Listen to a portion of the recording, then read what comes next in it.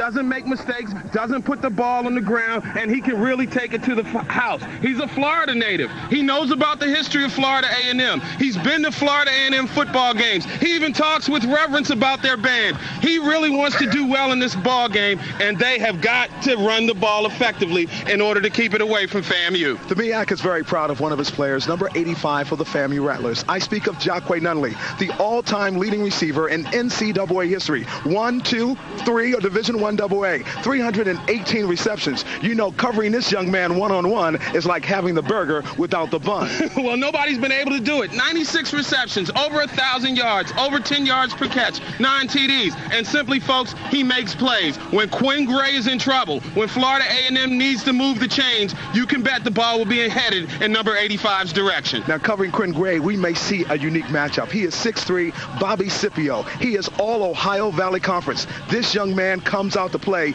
He is no joke. Don't get in his way. And he has 9 interceptions on the season. He is one of the all-time interception leaders here. And you know what? He's just getting his football career started. He's aggressive. He's active, much like in the words of legendary Florida A&M coach Jake Gaither, agile, mobile, and hostile. Scipio can do it all. He'll cover, and he'll do a great job in run support as well. You know, there's a train that goes through these tracks very close to this university. I'm talking Bowling Green, Kentucky. Yes, it's the Hilltoppers of Western Kentucky taking on the FAMU Rattlers. Their eyes on the prize, and we've got it for you on MEAC College Football Saturday. It's the NCAA 1AA playoffs. It's coming at you next.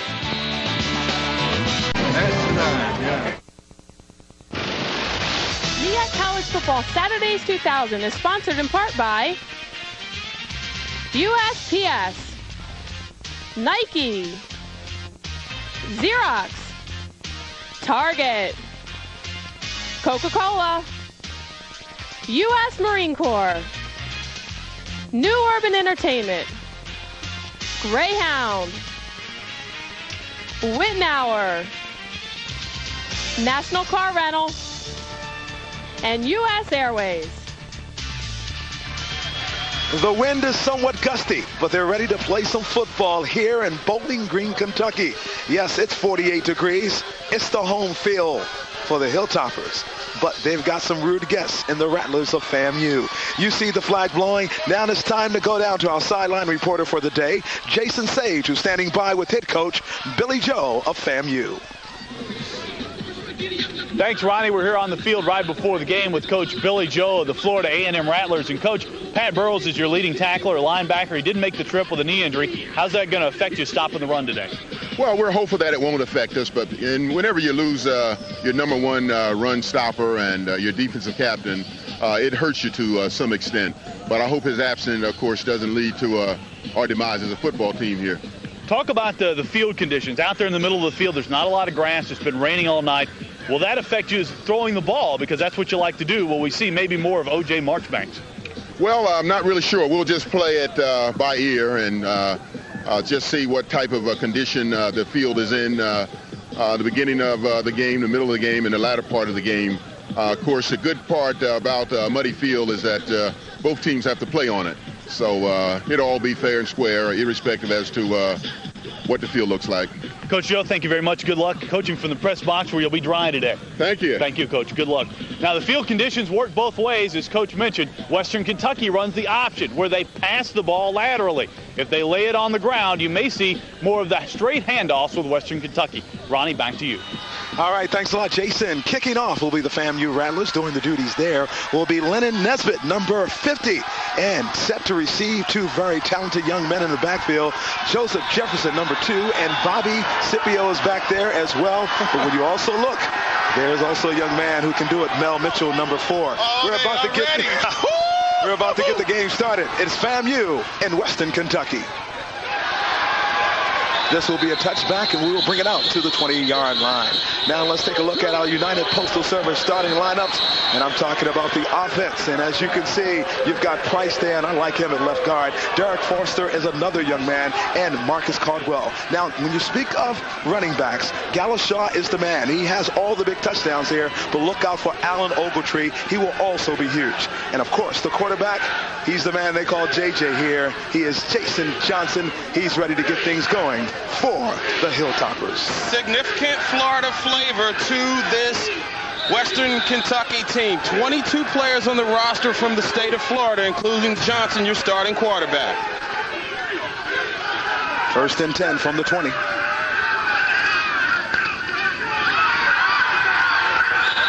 And the FAMU defense was there to greet them. Now let's take a look at the starting lineups for the FAMU defense.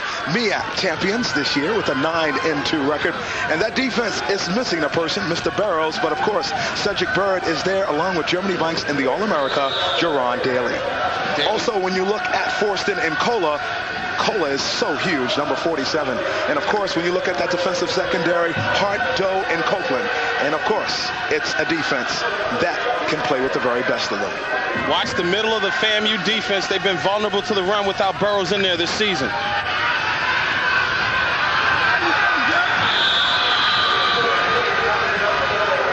Jason Johnson there with a gain, 5 yards. Those are tough yards, but this is a big kid standing over 6 feet tall, and it's going to be tough for Florida A&M to bring him down. When they hit Johnson at the line of scrimmage, they're going to have to wrap. None of that big stick stuff, because this guy is big enough to handle the physical punishment. So you're going to have to go for the legs, wrap him. And that's where FAM has been vulnerable, certainly up the middle when we saw them earlier against North Carolina A&T. 3rd down, 5 yards to go. Double back formation.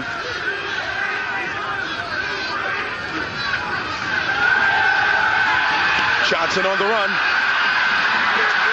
Johnson for the 1st down. Johnson at the 37-yard line. Well, championship level games are about stepping up and making plays, and Jason Johnson makes the first big play of this game. See, he stopped behind the line of scrimmage. Little play action that gets no bite from the linebackers whatsoever, and he's just going to read it, take it into the house, break a tackle, have enough strength to break the tackle attempt by Cola, and once he gets back there against the undersized Florida A&M secondary, it becomes a physical matchup with the advantage going to the offensive player. Cola had an opportunity to make that tackle. It will be 1st and 10 from the 38-yard line.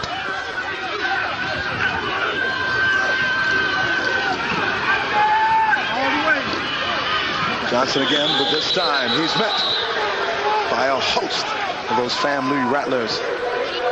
Nakia Bynum up there leading the charge to get him. And you would think that after seeing an option type of situation for the last couple of weeks, Florida A&M would be ready for it, but this is field generalship. You'll hear me talk about that all day, and that's what Johnson does, recognizing that if he gives the handoff, the play goes for naught. So he keeps the ball himself, and he makes a big play. 2nd and 5.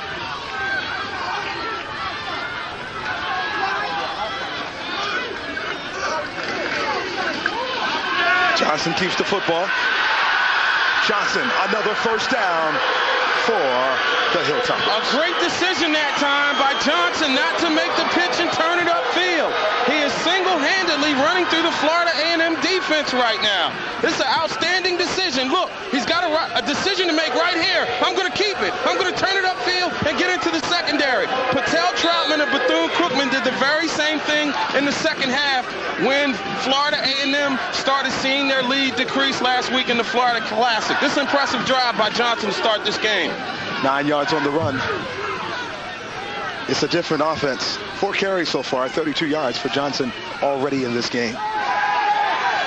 Johnson back to pass. And the ball was almost intercepted.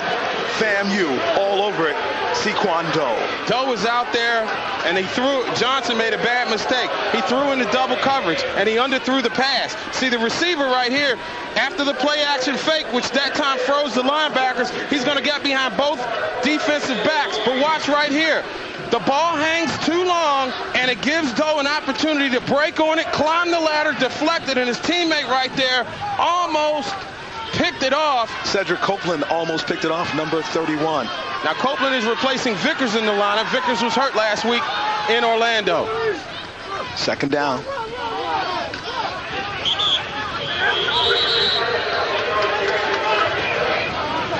Wow, Bynum stepping in right there in the middle of that Florida A&M defense that time, Ronnie, and clocking the ball carrier Galashaw.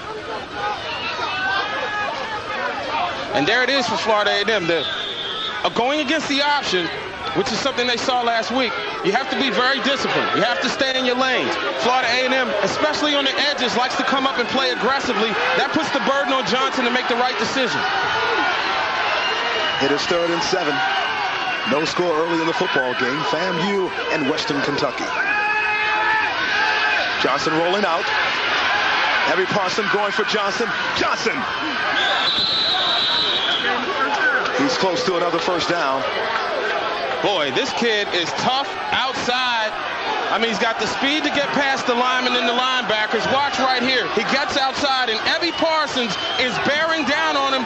Normally, the big fella can go out there and make the tackle, but he can't catch up with Johnson, and Johnson is shoved out of bounds about a yard short. And in the first emotional play of the game, Ronnie, the Hilltoppers are going to go for it. And this crowd, a sports crowd here in Bowling Green, Kentucky, is loud already. They call it their old Kentucky home, 4th and 1.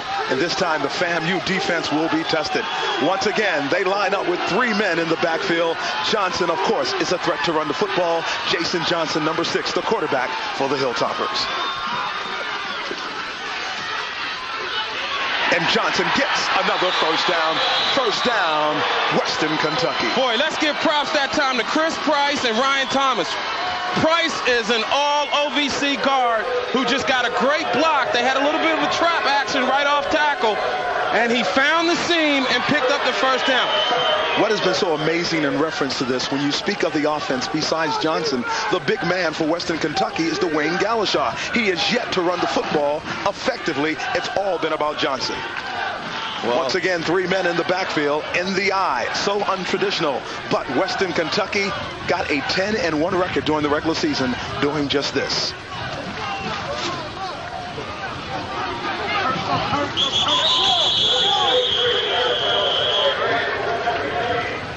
To give that time was to Curtis Hamilton for a gain of 3 yards.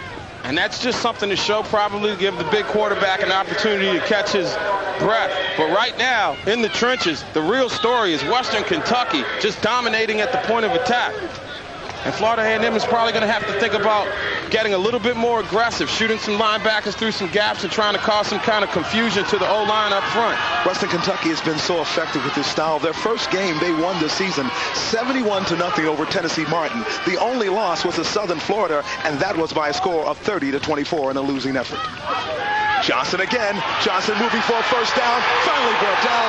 Johnson, another first down for the Western Kentucky Hilltoppers. Well, if you're a Florida A&M fan, you have right to be concerned right now, because unless the front 7 guys can make containment of Johnson, when he gets into the secondary, there is nobody back there right now who's physical enough to bring him down. You see, after he breaks through containment at the point of attack, he is just physically bigger than anybody in the FAMU secondary, and that's an advantage all game. The one man they've taken out of the game is the All-America, Jawan Daly, who had a huge game last week against Bethune-Cookman. He is the young man that anchors that defense for the FAMU Rattlers. Let's pick it up once again. It's another first down, as you can see, for Western Kentucky.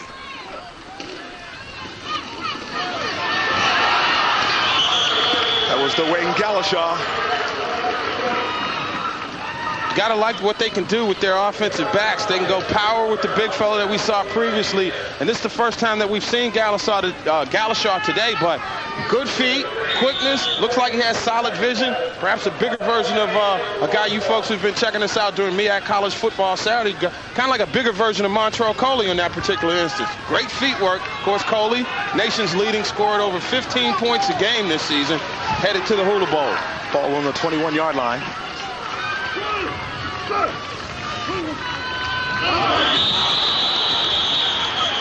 This time it looks like the offense jumped off sides. And that's got to be a killer. Boy, because they had the flow of this drive. And Coach Harbaugh talked yesterday about fearing the tempo on offense that Florida A&M has. Well, he's dictating the tempo right now.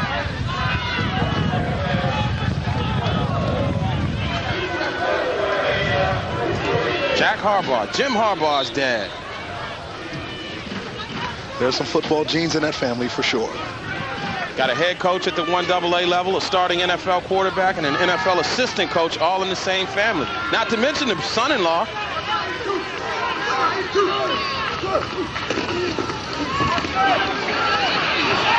Johnson still on his feet. Johnson inside the 15. They'll mark it down at the 11. That's a great play call right there by Coach Harbaugh. Florida A&M shot the gap with a linebacker blitz, and once again he breaks containment. See those guys coming through those gaps, and once he breaks that containment, it's one-on-one, well, one-on-three with the one guy, that being Johnson, bigger than anybody trying to knock him down.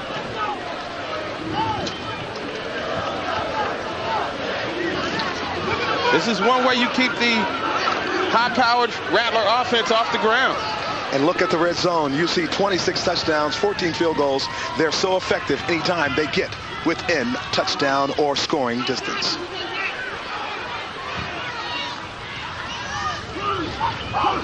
First down, ball on the 11. Gladishar, but this time he's stopped by FAMU. Good job that time. This time, secondary help coming up in run support. Alex Fortson does a good job filling his gap and making a big play. Gladishar hit the hole, tried to dance to the outside, and at that point, he was running right into Fortson, the sophomore from Miami. Adjustments become a huge key in a football game such as this. The Hilltoppers not taking any prisoners. They have been so impressive all season. 10-1, undefeated in the Ohio Valley Conference this season. The one loss to South Florida. Johnson again. Johnson inside the 10. He'll be stopped at the 7. You were talking about an absence of Jerron Daly. Well, in this particular play, they run right after the All-MEAC and All-American. Watch right here. And he's going to do a good job of turning him inside to get a piece of the tackle. You see number 1 in there? Jerron Daly coming my way. I'm ready for you, big fella. Bring it on.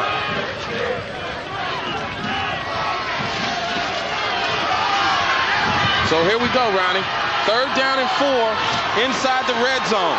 Another emotional, gut-wrenching play.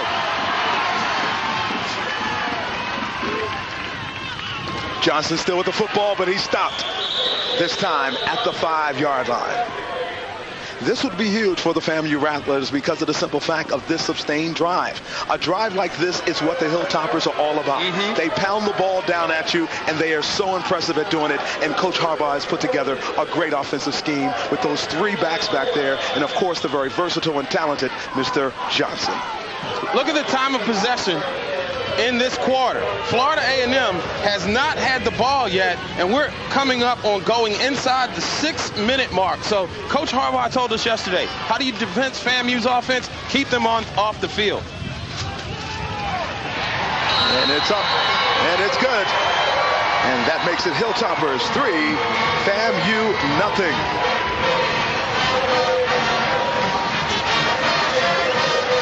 So a great way for the drive to start for the Hilltoppers. A dominating physical drive where they march down the field by keeping the ball on the ground, seemingly at will, but the FAMU defense stiffened. Kicking that field goal was Pete Martinez, all Ohio Valley Conference. Martinez has been huge all season long. So how do the FAMU Rattlers respond? That becomes the big question here as Pete Martinez gets ready to kick it off. Well, it will be interesting to see how they attack, and we're going to see the will of this game quickly in evidence as the Rattler faithful, and you got to give them props, who made the trek from the warm confines of Tallahassee, where it's about 40 degrees warmer, it's probably a lot more sun, and they have come in droves, and they are as confident as their team is. Team, you know, we talked to them last night, had an opportunity to talk to a lot of the contingent up here. This confident team, you know, Florida A&M seasoned by the success of last season's run in the playoffs, really feels this is where they belong. It's almost like they walk into the 1AA playoffs with a bit of a swagger, and that swagger is going to be tested. Give you some interesting stats on that last drive. Johnson carried the ball 10 times, 69 yards, and it was a 15 plays, 80 yards, and a 22-yard field goal by the young man you're seeing there, Martinez, the All-Ohio Valley Conference place kicker. He's kicking off, and he's going to be kicking, of course, to Isaac Curtis and Jacque Nunley.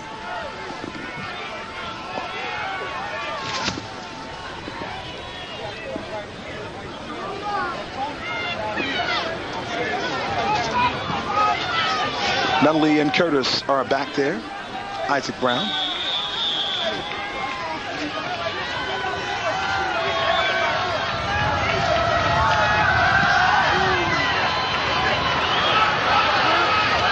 Here's the All-America, Jacque Nunley.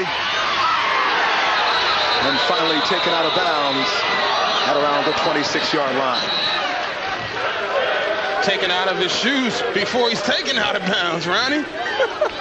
Now let's take a look at our United States Post Office starting lineup offensively. And you see Terry Logan, James Agnew, those big guys up front.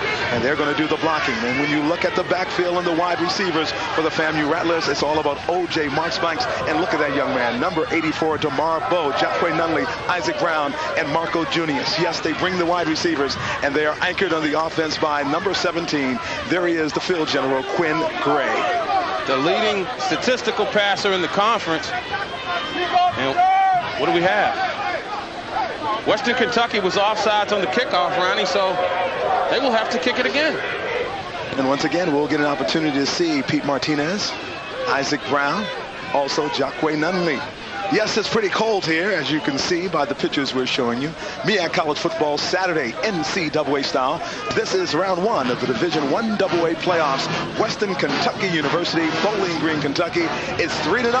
Western Kentucky goes on top with a 22-yard field goal by Pete Martinez. Ronnie, it's interesting to note that we opened the season on the MEAC College Football Saturday in Dover, Delaware, with Florida A&M, and it was beaming hot, sweltering. You could carve the humidity off your body with a knife. We've come full circle today, fella. My, how things have changed. You know where I'm from, in Cleveland, Ohio, there's snow on the ground already. Well, there's flurries in Connecticut, where I'm coming from, too, so the Grinch is rolling in, and not only at the box office.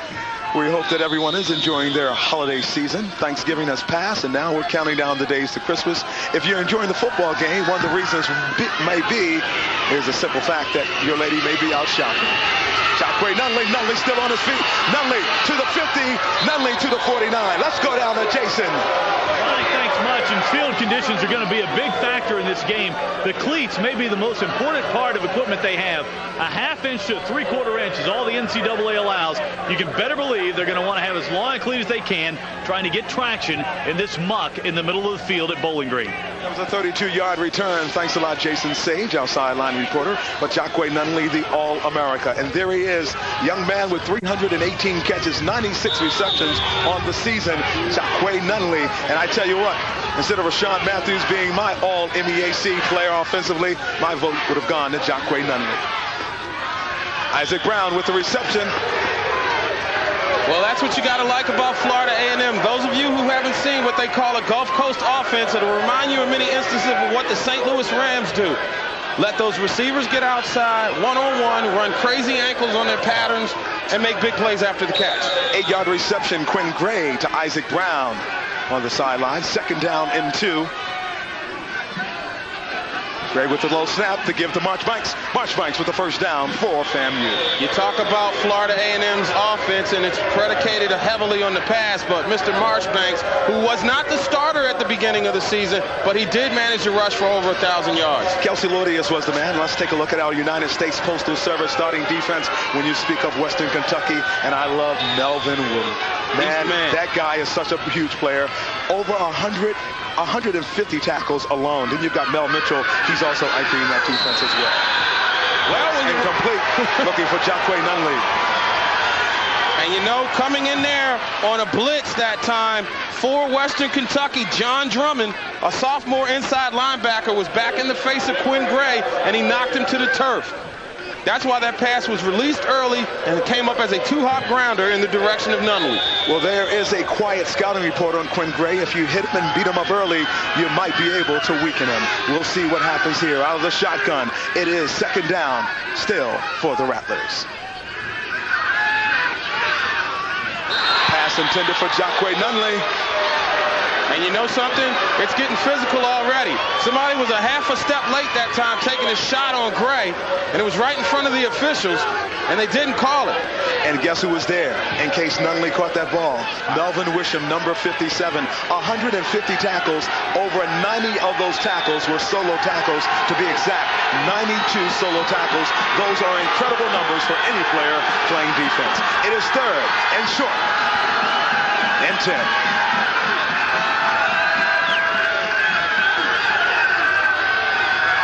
Great checking off at the line. Gray going deep, looking for DeMar Bowe, and almost picked up by Bobby Scipio. Well, he had the situation that he wanted. Great play by Scipio because Bowe had a step behind the secondary, and Scipio, who is 6'3", climbed the ladder, extended himself, and made an outstanding play. What Scipio did that was so impressive on that play, because DeMar Bowe has exceptional speed, is that Scipio was able to close the distance. At one time, DeMar Bowe thought, hey, I'm about to get into the end zone, but Scipio was right there, and that's why he is an All-American. And I think that's why Quinn Gray tried to touch that pass into DeMar Bowe instead of firing it. If he fires it, we might be talking about a touchdown there. T.J. Smith doing the punting. There's a high snap. Smith gets the punt off. Ooh. Hard luck for the Rattlers that time. There was a possibility that that one could have landed in the deep coffin corner. We'll come back via College Football Saturday. You ask him. The only card that gives back to your favorite school. I know.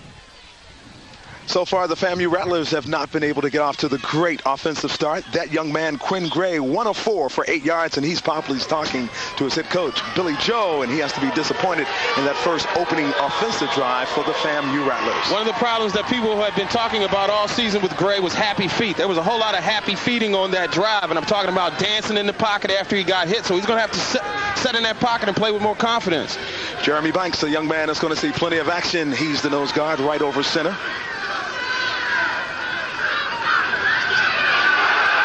Johnson still on his feet. Johnson looking for another first down. This young man has been impressive. You can talk about all the stats and you can talk about all the hype, but you've got to like what you're seeing right now in Jason Johnson. Well, what happens is they have decided that, okay, we're going to put our offense on the back of our quarterback, and he is just getting it done, especially when they get to the outside. And Florida A&M secondary guys are in trouble when he comes around that corner. 8 yards there. It is 2nd and 2. So far on 8 carries, this young man has 78 yards. Impressive. Jason Johnson of Western Kentucky. 3 men in the backfield. Johnson still with the football. Johnson this time brought down by Troy Hart. Boy, you talk about somebody who's just read the play. He must have been in the huddle because he was right there on the snap count to get through the line, and that's been the first time we've seen this play break down. We talked that FAMU was going to have to blitz, and right there on the snap count is number 5 coming up and making a great play. That time it was Alex Fortson stepping up, senior linebacker out of Miami, doing an outstanding job.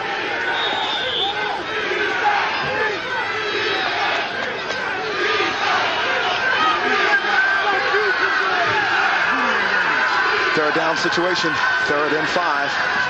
FAMU defense has made some adjustments.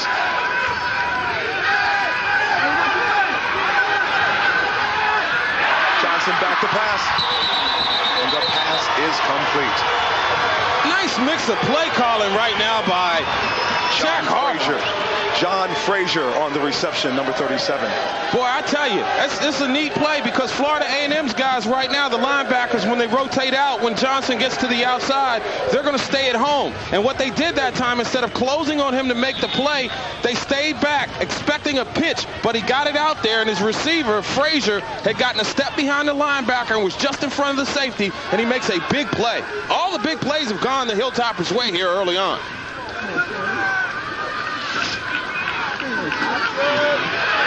Johnson across the 50 at the 49, but he's into FAMU territory. Jason Johnson, another exceptional run. Boy, Jeremy Banks was straight up fooled, and he got taken to the inside with a sea of white jerseys, and that just allowed the play to go off tackle for big-time yards. Johnson's having a great half. 7-yard run. That will make it 2nd and 3 for a first down. And the coaching staff is doing a good job at putting him in positions to make plays. There's nothing fancy going on with what the Hilltoppers are doing, and it has Florida A&M confused just a little bit right now.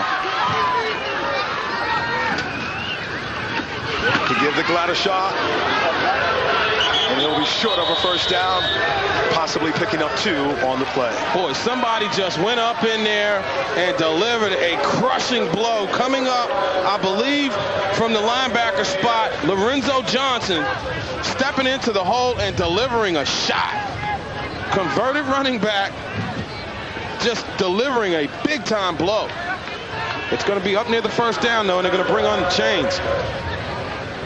So far, Johnson has rushed the ball 13 times, 83 yards. Well, you know, if I'm Florida A&M right now, I've seen a quarterback, you know, with all due respect to Johnson, a Patel Troutman last week or an Alan Suber. I've defended a versatile offense.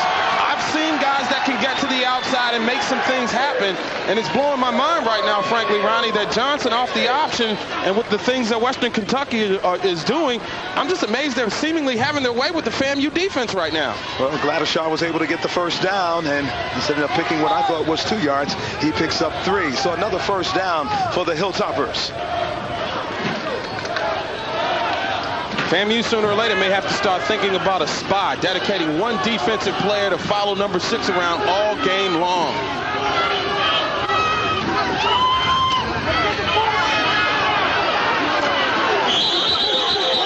Nikita Bynum on the tackle, bringing out Johnson.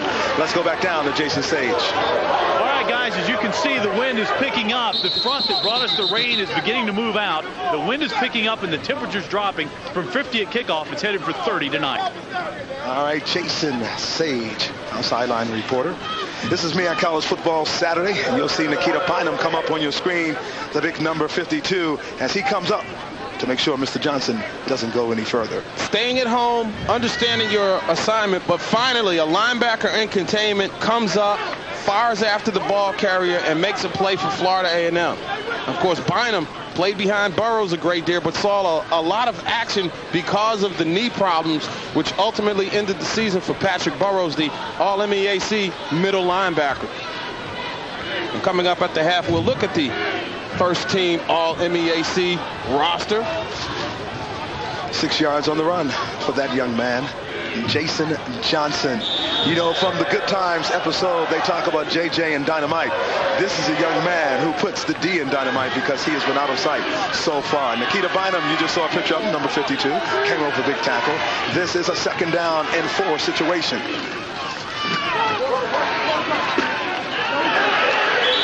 And Johnson may be close to another first down. Johnson is just incredibly strong. Nobody at the point of attack is able to bring him down one-on-one. This guy's a quarterback who's handling it like a running back, bouncing off people. I mean, it's amazing.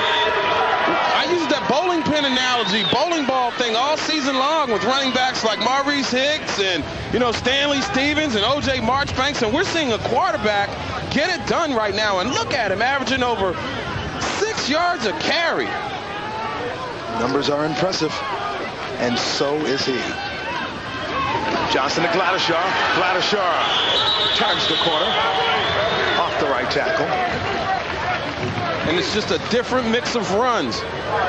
Sometimes you go with the sweeps or the options to the outside. You come back up the middle with the trap action. And here they go off tackle with Gladyshaw.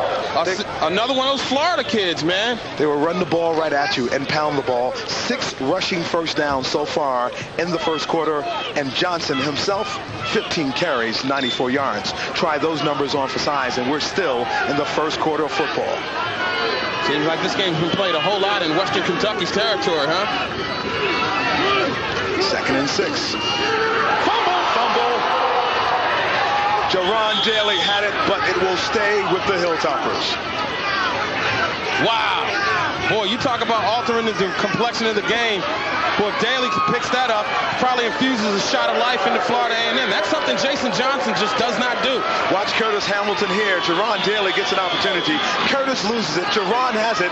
And watch Curtis go back and scramble for the football as Jerron had it and lost it. Fall on the football, young fella. He looked like he was trying to pick it up instead of just falling. We're going to take a timeout in the action. It is 3-0. The Hilltoppers of Western Kentucky over FAMU. It's early. It's the NCAA Division I AA. December 2nd. Coverage begins with Lightning tonight at 7. It's 3-0 Western Kentucky over FAMU. And there he is, number 75, Ryan Thompson. A young man that caused this game to take a short delay. The reason why, The officials decided to stop the game because he was bleeding. The rain is coming down now, and it's starting to look like that Kentucky weather in late November that we're familiar to.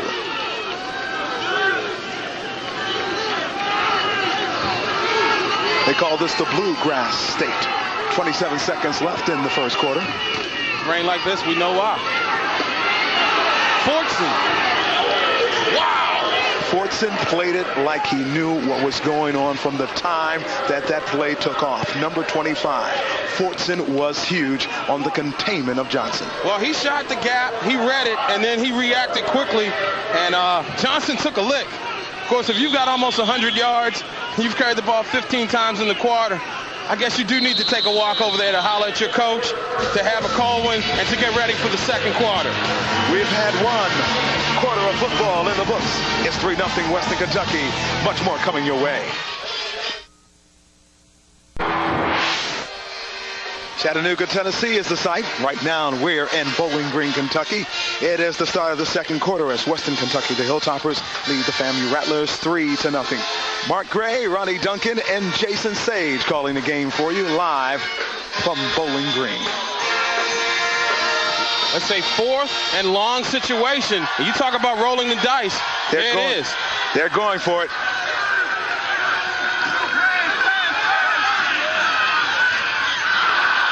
That time Johnson was going to Frazier. Incomplete. Ball belongs to FAMU. And the momentum drastically swings back to Florida A&M. The defense, and that's what championship caliber teams have to do.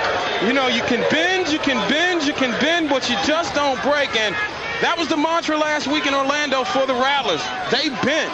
They bent. Seemingly Alme is ready to crack, but they gave Quinn Gray and the offense an opportunity to stay close until they can make a play. There he is, Quinn Gray, the man with so many huge numbers. Second all-team conference quarterback. Gray, high snap, has time to pass. Under pressure, Gray on the run. He's forced out of bounds. Heads up move by Gray. Wanted to go downfield. Looked like he was trying to go in the direction of Marco Junius. Junius, who had a big catch for a long touchdown last week, but he was triple covered. And Scipio was on him right now. Scipio's doing a great job just blanketing anybody. The book on Western Kentucky is this. They do not play well against the pass. And when you bring as many receivers as FAMU brings into the game, it could be an interesting day on offense for the Rattlers. This time, Quinn Gray is going nowhere. And the reason why, it's all about Sherrod Coates. Sherrod Coates, one of the leading tacklers on this team, and he comes to you from the linebacker situation. Coates with 49 tackles on the season, solo 78 total. Take a look at Al Xerox's first quarter stats, and you see it's all about Western Kentucky rushing 112 yards, and the young man who picked up most of those, Jason Johnson. Third down and long for the FAMU Rattlers. Low snap out of the shotgun. Gray looking deep for Junius. Junius picks it up and drops the football. He had passed by and inside the 45 at the 46. Marcos Junius had it and let it go. Well, he had a step on the receiver once again, so as good as Bobby Scipio is, Florida A&M receivers are having success getting behind him, but that time a great job by Junius, who almost went into defensive backfield mode to give himself a chance to make a tremendous offensive play. And you know, had he made that catch, even more would have been tacked on because Scipio went for the face mask. TJ Hines has got to do the punting duties.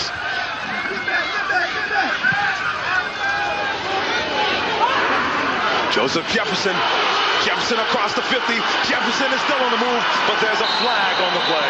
Yeah, we got a flag coming back. And I believe Troy Hart was either picked off or held back around the 45-yard line. And he and Michaels Mitchell are having some words. Mel Mitchell, an all-OVC performer, as is Troy Hart, all MEAC. And it's getting a little testy right now. Hey, how about that 37-yard punt that time by TJ Hines? And the penalty is against the Hilltoppers. Well, back to the defense of Western Kentucky for a moment. They've got the big nasties up front. Florida A&M confused right now, shooting the gaps with their linebackers from either side. And Quinn Gray has been the recipient, although he's only had the ball for a couple of possessions. He's been hit solidly about as many times. Going to return, holding, 10-yard penalty. He's been hit as... We'll step away from the action. It's the Division I AA playoffs. FAMU and Western Kentucky. Nutrition secrets, plus 3 fabulous guidebooks free. Call now. Men's Health. Hey, this is tons of useful stuff. Welcome back to Bowling Green, Kentucky. Mark Gray in the house along with Ronnie Duncan. And when you're playing for a championship, you will play in pain. That's Freddie Moore, the first-team All-MEAC offensive lineman for Florida A&M. Taping it up, holding it in place, trying to keep his boy Quinn Gray protected. Looks like we've got another quarterback in there. Dante Pimbleton is in the game now, and that's going to be an interesting move to see what happens. Keith Brooks on the carry. This is interesting. Time of possession so far in this game. Western Kentucky has carried the ball and held on to it 14 minutes. Over 14. 14-9. FAMU, not even a minute's worth. 51 seconds. And let's break it down even closer. Florida A&M, as potent and as prolific an offense as they are, they've only been on the field for 8 plays from scrimmage. And what you want to talk about earning your pay? Here we've got our umpire coming in and taking a shot. Boy, he's clocked. Who got the block on the umpire? Let's see, who got the block on the umpire? That was Jerome Reeves. He'll remember you. You better not block downfield in the back. He got you, baby. Getting down and dirty with the nasties. Watch it one more time. You see the hit, and you see the dive. Look, yeah. But hey, you know what? Hey, that's clip. I got a flag. Clipping on number 88. He blocked the official in the back.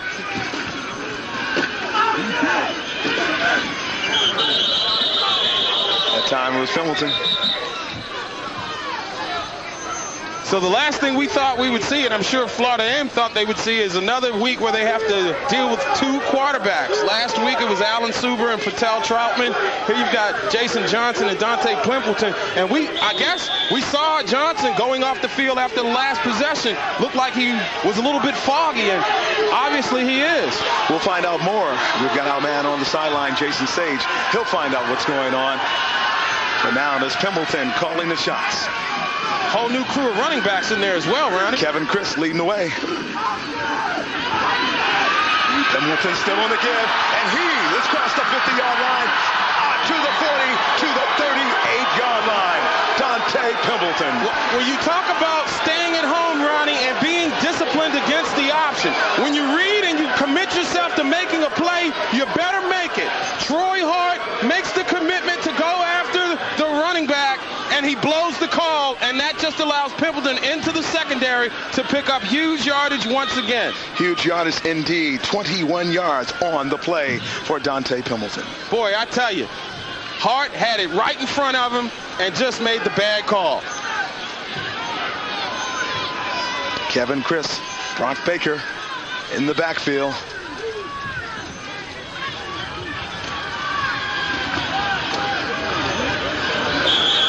The give was to Keith Brooks. We've got Jason Sage. And why was the quarterback change made, Jason? That's right, guys. Dante Pimbleton was the starting quarterback from last season. This is not unusual. He's more of an option quarterback. You saw the great run there. It's not unusual for Coach Harbaugh to put Dante in for a couple of series to give him a change of look.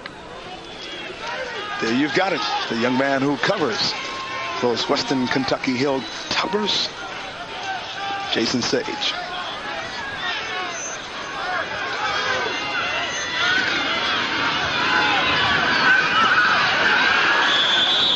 Anthony Cola, number 47 there with the wrap up and stopping Mr. Pimbleton from getting even more yards. That's the same thing that happened to Troy Hart on the other side, only this time to the near side. Cola comes through and he makes the play. He got to the outside, stayed at home, read that Pimbleton was going to keep it, broke on him, got him around the legs, and cost Western Kentucky about 4 yards. So it'll be 3rd down and about 12. be interesting to see whether or not Coach Harbaugh will bring a better passing quarterback in Johnson. 3rd and 12 from the 41-yard line. But the Hilltoppers are in FAMU territory.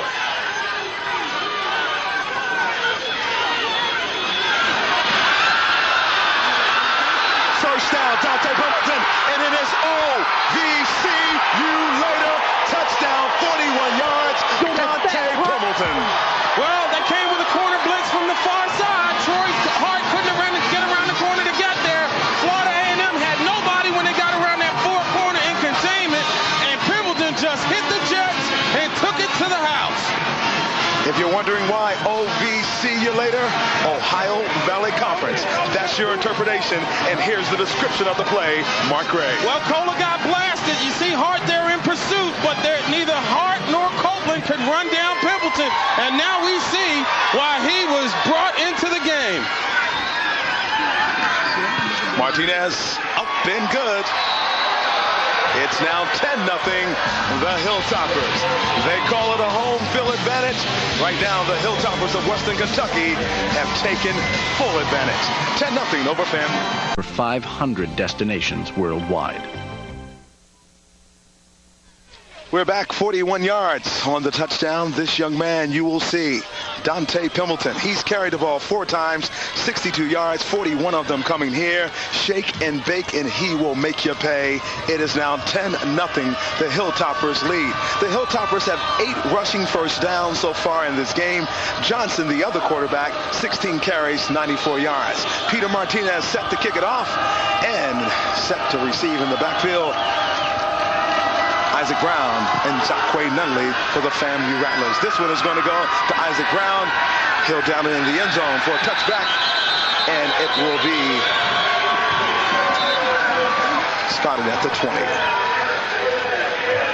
We'd like to thank Christy Heath and her staff at the University Plaza Hotel for a comfortable and relaxing escape. Settle into any of their elegantly appointed spacious guest rooms. Each room overlooks the spectacular garden atrium and cascading waterfall. So whenever you visit Bowling Green, Kentucky, or you just want to get away, call the University Plaza Hotel 270-745-0088. Great place to stay, great place to go. Western Kentucky, Bowling Green, Kentucky is the site, and FAMU Rattlers with the ball at the 20. Quinn Gray to Isaac Brown. Brown for a pickup of 6 yards. Well, Coach Harbaugh was concerned about Quinn Gray and the Florida A&M offense dictating the tempo of the game. So what do? You don't let him get comfortable. You blitz linebackers. They're coming from either side right now. Gray is having to make a quicker read, and his receivers are having to run shorter routes, which allowing the big secondary members of the Hilltoppers to come up and make plays. One man that Mr. Gray will be looking for. Melvin Wisham, 150 tackles, 92 of them solo. That time Gray was looking for Jacque Nunley. Pass incomplete. Well, Scipio was out there, but once again, Gray is passing under duress. You know, he's not really having any chance to survey, or I don't know whether he's comfortable or not, but he looked in the belly of the beast last week. I mean, Western Kentucky is not coming with any more funk, if you will, than that Bethune-Cookman brought last week, and Gray just isn't comfortable right now.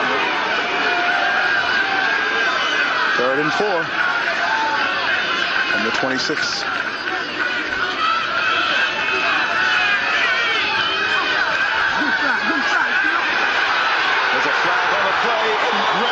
Knocked down and give it up to John Drummond, another big-time tackler, but there's a flag on the play. You know something? If I'm one of the big FAMU nasties up front, I think I got to check a couple of defensive players about what they did to my quarterback after the whistle was blown. A little bit of extracurricular activities going on.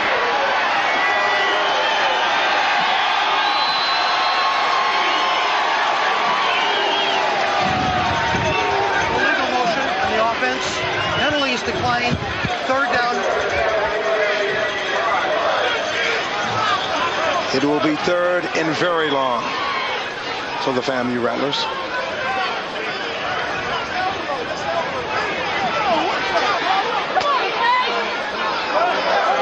So it'll be 4th down. Indeed it will be. And that's why the penalty is declined. If you're a fan of Western Kentucky, If you're Jack Harbaugh, you could not ask for a more perfectly scripted half. Your offense has had the ball for most of it. You've been able to run on the ground at will, and you have totally discombobulated the Rattler offense right now. Significant adjustments to be made if Florida A&M is to stay in this one. Look out for Bobby Scipio here. This young man has blocked his share of punts this season. TJ Hines is back there, and you know he will have his eyes focused on number 3, a young man who is a defensive player personified, Bobby Scipio. And this kid Jefferson, who's set to return, one of the more explosive kick returners or punt return specialists in the OVC. And Scipio was right there. He got through the line and he took another shot. He took a shot at TJ Smith. They are just right now trying to get inside the head of the Rattlers and just intimidate them. And it's working. You've got the TJs going for FAMU. TJ Smith is the punter. TJ Hines is the receiver.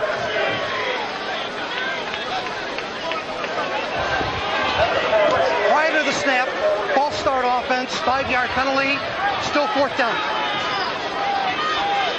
And there's Scipio right there, kind of going into his best Jack Tatum impersonate. You know, just intimidating people. Little elbow here, little shot there, shove TJ Smith after the last punt attempt. Smith gets off this punt. It bounces out at the 41. We'll come right back. It's still 10-0 Western Kentucky. Palace, where the Bolts wait to work in a win. December 2nd. Coverage begins with Lightning tonight at 7. It's in the second quarter. Western Kentucky leads it 10-0 over FAMU. Don't be mistaken, one thing we do know, the FAMU Rattlers, despite the fact that they have not gotten their offense going, can strike at any given second, and they can do it very quickly. So far, Western Kentucky has 2 sacks on the day. Quinn Gray's numbers, 3 yards for 29 yards rushing the football. Johnson is out with a mild concussion, we've been told.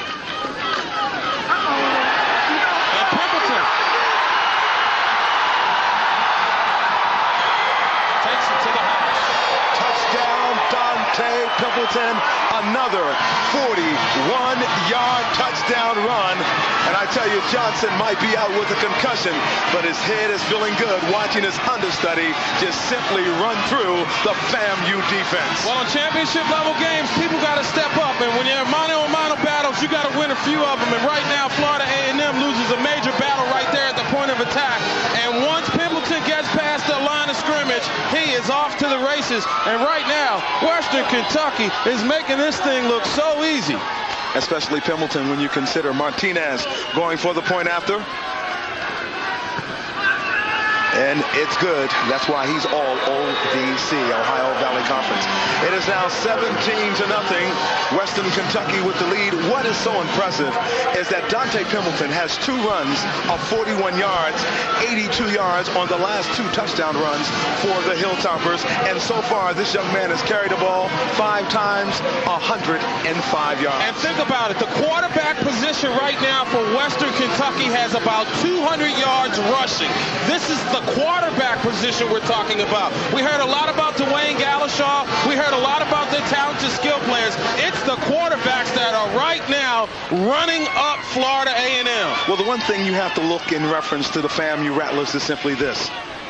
They might look bad now, but at the flash of an eyelash, they can look good in a hurry, and that's something I'm sure that Coach Harbaugh and the Hilltoppers are very well of. Well, the comeback would have to start now, and that's where it's going to have to start on the defensive sideline, as that team right there, Nakia Bynum, Alex Fortson, and the rest of that talented crew of Rattler defenders have got to tighten up the chin strap and just take it, you know, it becomes personal at this point. You are a team that has been seasoned by success in the playoffs, and there's Jack Harbaugh. His team hasn't been around here since 1997. And his team has certainly been able to step up to the challenge. It's just amazing. Florida A&M plays before 72,000 people last week. And here in the, well, shall we say, friendly confines of Bowling Green, they look totally intimidated right now. Hilltoppers have 221 yards rushing the football.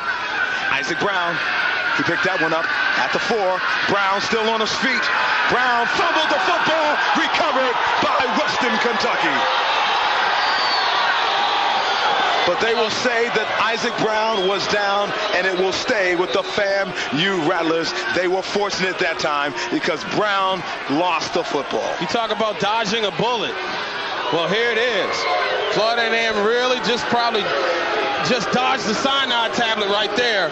Let's see, was Brown down? Knee goes down. He is down. Once the knee is down, college football, ground does not cause a fumble. Thomas Hayes was the man wrapping him up, number 32, for the Hilltoppers of Western Kentucky. O.J. Marchbanks has been rendered a non-factor with the Rattlers down 17 here early in the second quarter. If I'm Florida A&M, I got to start thinking about ball control myself right now. There was a 16-yard return for Isaac Brown. First and 10, O.J. Marchbanks hits the wall. Marchbanks picks up 4 yards on the play. Just show the defense something different. You know, make the linebackers who are aggressive at going after your quarterback think twice. And there's Wisham right there who's in on the stop. You know, Wisham is an amazing linebacker. You talk about him having 92 solo tackles, but Ronnie, he averages 13 tackles per game. What FAMU has done right now is that they're only going with the traditional 2 wide receivers, putting more protection up front. Marchbanks across the 25-yard line to the 26. Amazingly, we would think that Florida A&M would be the offense that wants to fly up and down the field with the greatest of ease. And there's Marchbanks limping off. Got dinged up last week in the victory over Bethune-Cookman in a tough physical, emotional battle. Johnson into the contest right now behind Quinn Gray for the Rattlers. And it's picked off. Interception that time by Mel Mitchell. Well, Quinn Gray forced that pass downfield. He threw it into double coverage, a 2-deep zone, and I guess they masked it well because he went to the outside receiver, and there was help right there. See, watch this. Has an opportunity, and he just zones in on the receiver, hauls it out there, and see, it's in double coverage. Help to the inside and to the outside. The outside man is the one that's able to pick it off. And Western Kentucky just clicking on all cylinders right now. Mel Mitchell is the type of individual coming from the safety position that is huge. This young man has 76 total tackles on the season, 44 solo.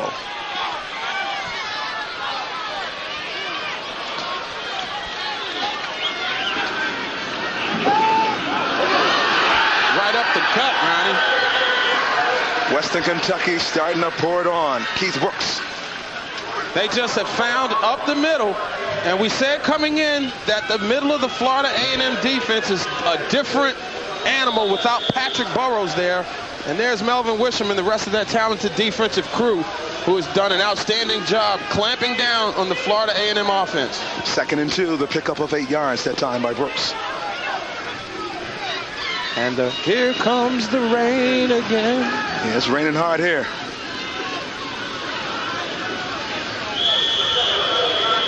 Only thing missing now is Annie Lennox. Wow. One of the few times the FAMU Rattlers have been able to stop Mr. Pimbleton, but not enough because they pick up the first down. The Hilltoppers of Western Kentucky. Rattlers have to find a way now to make something happen. A turnover. They're just looking for something good at this point right now. And if you're Jack Harbaugh, you're like, let it rain, let it pour. Rain, come down on me. Mark Gray with his singing debut for the entire nation. Triple backfield. Pimbleton, but this time he's brought down. You know, these two quarterbacks that we're seeing here with Western Kentucky and the way that they shuttle them in and out reminded me a great deal of last week at the Florida Classic, which is what Alvin White and Bethune-Cookman did with their two talented quarterbacks. Difference with these guys, though, they're big, they're physical, they're strong, and it's tough to bring them down. Where the Bethune situation quarterback substitution pattern is predicated on speed and quickness, these guys have speed, quickness, and power. Once again, we got confirmation that Johnson has a mild concussion. That's probably the reason why Pimbleton is in the game so early, but doesn't matter. He's been effective. Triple backfield. Pimbleton still with the football. And this time he's worked down.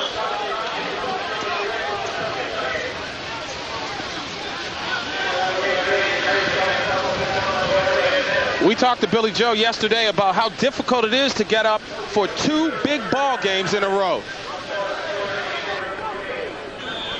Well, I'm again hopeful that it won't be, but in most cases, very rarely can you play 2 great emotional games back to back. You usually come out flat for the second one, but I'm hopeful that that won't happen to us because it's a very important game. It's a big game. It's where we want to be. Our players know the importance of this game, and I'm certain that they'll give me 110% tomorrow. All of a sudden, FAMU's defense has come alive. Maybe that option is something they've been working on, and now they've got a better understanding of it. That time on 3 straight runs, Hamilton was stopped for little or no gain. Bynum does a good job playing off his block and sealing that gap, coming up to make the play that time. But at the point of attack, they were able to finally get their hands on the quarterback and contain him. Punting down is Alan Ogletree, a young man who is also a running back in this offense. Those checking us out in Atlanta are probably familiar with this young fella. Played at Morrow High School. And Ronnie, you cover the National Football League. Morrow High School gave the Pittsburgh Steelers a pretty solid receiver for a couple seasons. His name, Andre Hastings. How about that? Isaac Brown set to receive the punt. And of course, Ogletree is a bit of a slash player in his own right. Also doubles as a part-time receiver for this team as well.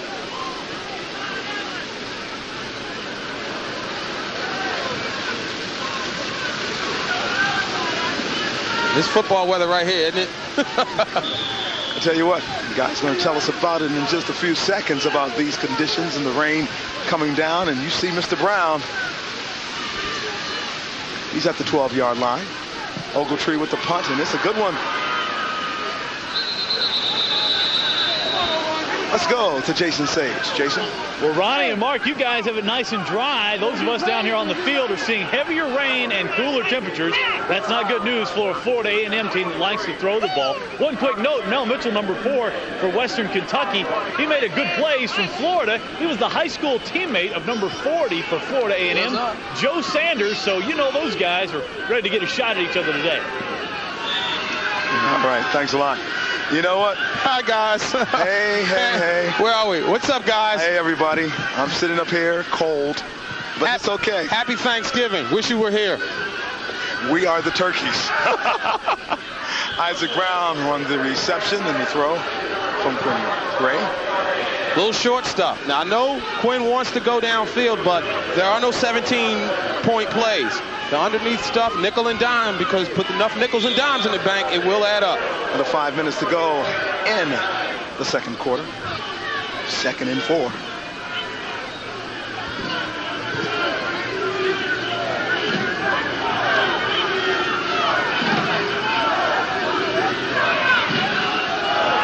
TJ Hines on the reception. TJ Hines with the first down. Boy, Scipio coming over and getting into the face of the Florida A&M bench. But that was a great move by Hines because he had to turn around, make the catch, and Isaac Brown is just out there saying, well, look, I was wide open. Why didn't you come to me? Isaac Brown going along with the 5 receivers. Once again, is FAMU putting the pressure on the Hilltoppers.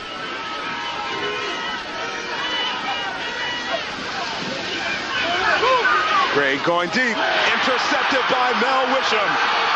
Wisham to the 40, the 35. Mel Wisham on the interception.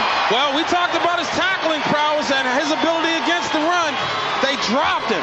Faking blitz, dropping him into coverage, and he just does a good job playing center field to haul that one in. Can you believe that? That is just his 2nd career interception for Mel Wisham, a young man who has close to 100 solo tackles on the season, over 150 for the season. Well, Ronnie, that's a gift. I mean, that's just a dreadful pass. I mean, there was nobody. It was like Mel Wisham, the senior from St. Louis, does a better job running the pass route than the receivers do. There was a 15-yard return from Mel Wisham. Quinn Gray is 4 of 10 for 31 yards and 2 interceptions on the day. Dante Pendleton back as quarterback.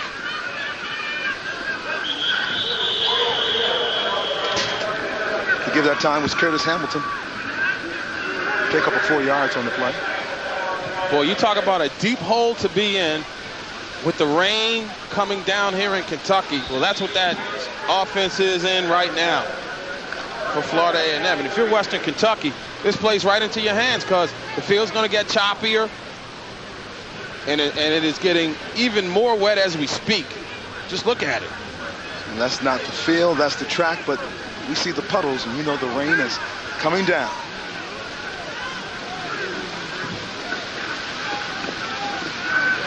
Gladyshaw, but Gladyshaw is wrapped up.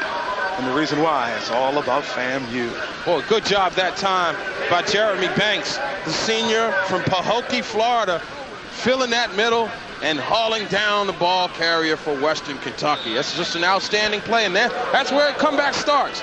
Comeback's going to have to be the defense saying, you guys aren't running on us anymore. Jeremy Banks has played so huge in that last series, number 98. You know, Banks is not the big player that everyone thought he would be, but he's playing big today. Gotta keep those balls dry, boy. It's tough on a day like this. Hamilton pulling it down. Right up the gut, which is where the Rattlers have been so vulnerable all season long. And that's another first down for the Hilltoppers. Nothing fancy. That is 10 first downs in the first half for the Hilltoppers of Western Kentucky. And what is it, only one via the air? I think they've got one all game by passing the football.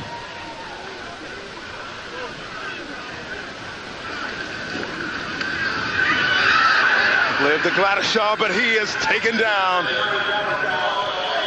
Sequan Bowe was there for the first stop and finally taken out of bounds. You know, this is the first time all season I've seen a team, and we've got some laundry on the turf here on the near side. Be interesting to see this call. But Ryan, this is the first time all season we've seen a team laterally be able to get around the corner against Florida A&M at will. Normally, the teams that have run the football successfully have been able to just make it a physical confrontation up front in the trenches. But not only is Western Kentucky, dominating in the trenches. Illegal formation on the offense, only 6 on the line of scrimmage. That penalty is declined, second down. They've also had their way, Ronnie, with running the football, you know, to the outside. So major defensive adjustments in order at the half. And Florida A&M is going to get back into this contest. Ball is on the 26-yard line. Just keep thinking about that fumble that wasn't recovered by Daly in the first quarter. How big was that? 2nd and 13. That time, Daly on Pendleton. Right on cue. That's why, you know, a consensus preseason All-American, a consensus first-team All-Conference performer in a great defensive league. Watch number 1 right here. Not buying it. You are not going anywhere, Mr. Pendleton, except to the turf. There he is. I think when he gets to the next level, and I do believe Daly will be at the next level, he'll be playing linebacker. We'll see if FAMU can continue some good defense. 17-0 Western Kentucky. Today, NCAA football. Pass it on. Jerron Daly, there he is, the preseason All-America, all-conference player. You know, missing a Patrick Burrows has been huge in this game, and we have seen the effects of that for the FAMU Rattlers. Jerron Daly on the season came into this game with 32 solo tackles, 60 total tackles on the season. Jerron Daly. Had an opportunity to meet him the other day. We met him in the elevator. In the elevator. Great young man for the Rattlers of FAMU. Enjoys the broadcast. Let us know it. And they do a good job that time, Ronnie. Talk about stepping up. The surge that time by the D front was different. I think we can go back to something that Jason Sage said at the start of the game, and that was dealing with the cliques. And in these conditions, it is somewhat of an advantage right now for FAMU because of the simple fact Western Kentucky is not able to get its footing when you talk about the options that they run. Point well taken, but they got 17 points before the nor'easter or the I guess you can't call it a nor'easter when you're down here in the Bluegrass State. What can we call it? Well, what I'm saying is that when you run 5 wide receivers in elements such as this, where it's raining, the field starts to get muddy, there are some possibilities if you're on target with your receivers, as Quinn Gray has not been able to do throughout the season, then hopefully for FAMU, they get back in this football game. Here's the deal, shorter pass routes right now. Let these quick guys at the line of scrimmage come off, give them a jiggy move, if you will. For those of you who are cool impaired, that means a quick move off the line of scrimmage. And then let them get into the secondary and make some things happen. Used in proper context, however, it's a jiggy move. Of course, that's playing right into FAMU's hand. They got to be punting in this 4th and 18. Ogletree back to do the duties. He's at the 50-yard line. Boy, this reeks of a fake. This would be a good time for a fake right here if you're WKU. Ogletree looking for the coffin corner. Oh, he just missed. And just missed it. Western Kentucky fans don't like that, but that was a great call by the officials. Mark, tell us about the place to stay when you're in Bowling Green, Kentucky. Well, we'd certainly like to thank Christy Heath and her staff at the University Plaza Hotel for a comfortable and relaxing escape settle into any of their elegantly appointed spacious guest rooms. Each room overlooks the spectacular garden atrium and cascading waterfall. So whenever you visit Bowling Green, Kentucky, or you just want to get away, call the University Plaza Hotel, 270-745-0088. Mark, that was a 45-yard punt. They marked that ball at the 5-yard line, and FAMU's got the fight. You see, that's a quarterback that's just a little bit too juiced or putting a little bit too much pressure on himself or trying to be perfect. He had Isaac Brown in the seam between 2 defenders. If he hits him, it has the potential to be a big play. But Gray, being too pumped, overthrows the young fella. Once again, Quinn Gray is the type of individual who can easily be rattled, and he has to get himself back on track. Street Second pass. down. This time to Isaac Brown. Brown gets the first down for the Rattlers. He is a streak passer. I mean, very streaky. And he can be, as bad as he has looked in this half, he could come out in the second half and be nothing short of brilliant. And I think that's what people and our viewers need to be reminded of. This young man, as Coach Billy Joe has so eloquently said, has the strongest arm he has ever coached. And that's saying a lot for a coach who has 215 victories. And FAMU getting a bit of a break on the weather right now. The rain, is letting up just a little bit. FAMU going again with 5 receivers. Jacque Nunley with his first reception of the day. However, he's run down. Boy, I tell you, they have not let the Florida A&M receivers get open easily. And they certainly have done a great job of hauling them down after the catch. That's the key with Florida A&M's receivers. You cannot let them beat you after the catch. And there's Jimmy Joe, the assistant head coach for the offense and coach of Billy Joe, who's up in the booth. First down, Rattlers. And Wisham again. Wisham with the second touchdown. Wisham into the end zone. Touchdown, Mel Wisham. Western Kentucky is rocking the house. Well, you can hear the can slowly but surely opening right now. Wisham with his second gift interception, and this one he takes to the house. Pressure coming from the outside. Gray right there, looks into it, forces a pass, and it was just too much on it, and right between the 5 and the 7 for Wisham. And the reason it happened, Eric Dandy, number 18, coming off the blitz, the linebacker, into the face of Quinn Gray. That messed things up for his rhythm and his timing. And Wisham was right there to pick it up, and that young man is dejected. You see him, number 17, Quinn Gray. He has been the answer, and he has been the biggest disappointment for FAMU this season. The consummate enigma as the extra point goes through, and with a minute to go here in the first half, Florida A&M season, which began with so much promise and so many expectations, is on the verge of ending in horrifying fashion. Quinn Gray, 4 of 11, 42 yards and 3 interceptions.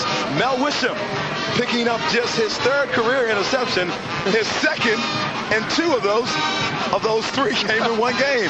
Suffice to say, he's never had 2 interceptions in a game before in his career.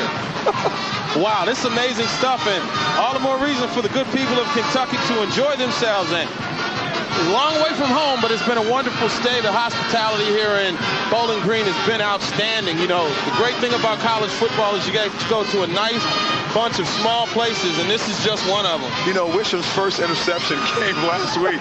All of a sudden, he thinks he's a cover man. Wow. I tell you what, in Bowling Green, Kentucky, he's going to be the cover boy on the pages of the newspaper tomorrow. 2 interceptions so far. 24-0 is our score. The Hilltoppers are taking down the Rattlers, much to my amazement, because this is a Rattler team offensively that can strike very quickly. And even though I may sound redundant, it is true. The second half of this game may prove that theory correct. It's going to take some wholesale adjustments and some gut checking right now, though.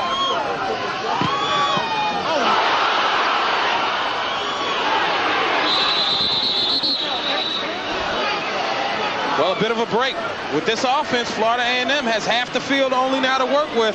And boy, if they could get a 7 here with this great field position, it would definitely give them some confidence coming back for the second half. See, the reason I say that in reference to FAMU, and let's face it, giving parity to both teams, and of course both teams with their eyes on the prize of trying to get to Chattanooga, Tennessee on December 16th for the national championship game. And both of these teams, as we alluded to, and our open can possibly get there. But in reference to this game, keep this in mind. 2 of those touchdowns of that 24-0 score came off interceptions. True. Boy. That time going for DeMar Bowe. Bowe is a talented athlete. He's tall, but he ain't that tall. Well, here's what I'm a little amazed that Florida A&M is not doing. There's no hitches. And what I'm saying is ball fake. You know, Bobby Scipio's out there blanketing Junius right now. Ball fake, in move, get deep. That is going to buy you a couple of extra steps. And I think that Florida A&M is going to have to look at that in the second half. 2nd and 10. Ball on the 45. Nunley. And he's lucky if he got back to the line of scrimmage. He may have taken a loss of 1. Boy, Nunley showing some toughness right there. Mucho cojones right there for Nunley with the forearm. Oh, yeah, there it is. There's a senior, the all-time leading receiver in the history of college football. And this guy's definitely not trying to go out like this. And he has 2 receptions so far today. 320 receptions in his career for Jaquay Nunley. Look at that, man. That's a dirty-looking helmet. Nasty-looking stuff. That's what football's all about. 3rd down. Gray being flushed out of the pocket. Gray throws it out of bounds. Well, let's see where he went out of bounds. Looked like. So once again, the Hilltopper defense, which has done a marvelous job at blanketing receivers, disrupting the flow of the Florida A&M offense with a well-designed blitz package, and frankly, when it comes to mano-a-mano, one-on-one, they are just winning all the battles right now. T.J. Smith set to punt.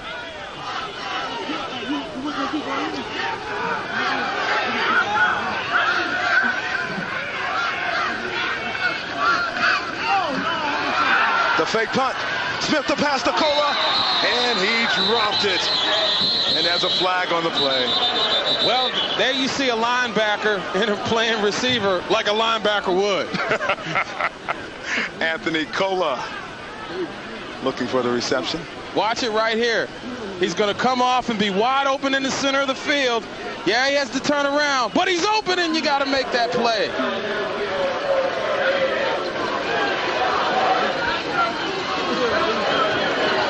Ineligible receiver downfield. Penalty is declined. First down. That might explain why he was so wide open, Ronnie. Yeah, our officials today come from the Gateway Conference. Just 31 seconds remaining before halftime. It can't come fast enough for FAMU right now. You're Coach Harbaugh. Do you take a knee right here, big fellow, or do you go ahead and try to chuck it downfield? Go for the jugular. Everything's been going their way. You go for the jugular. Exactly. You certainly do. Rattlers could not afford to let down at all right here.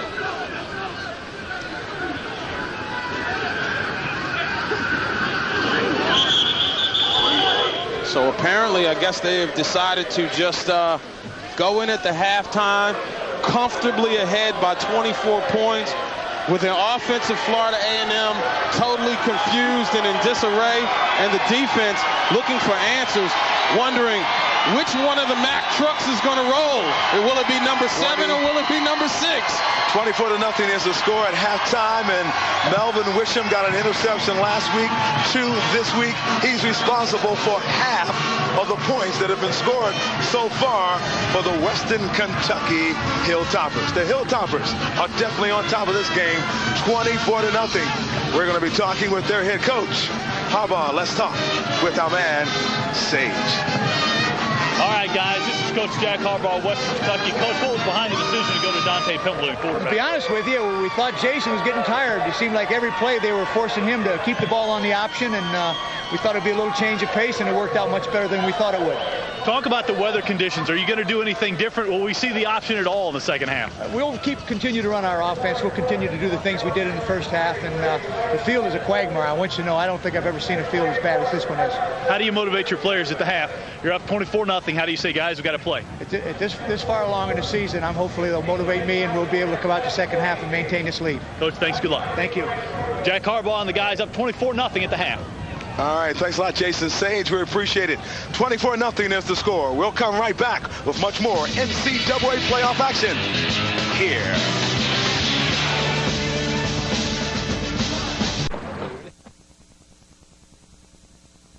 All right, we're here. You see.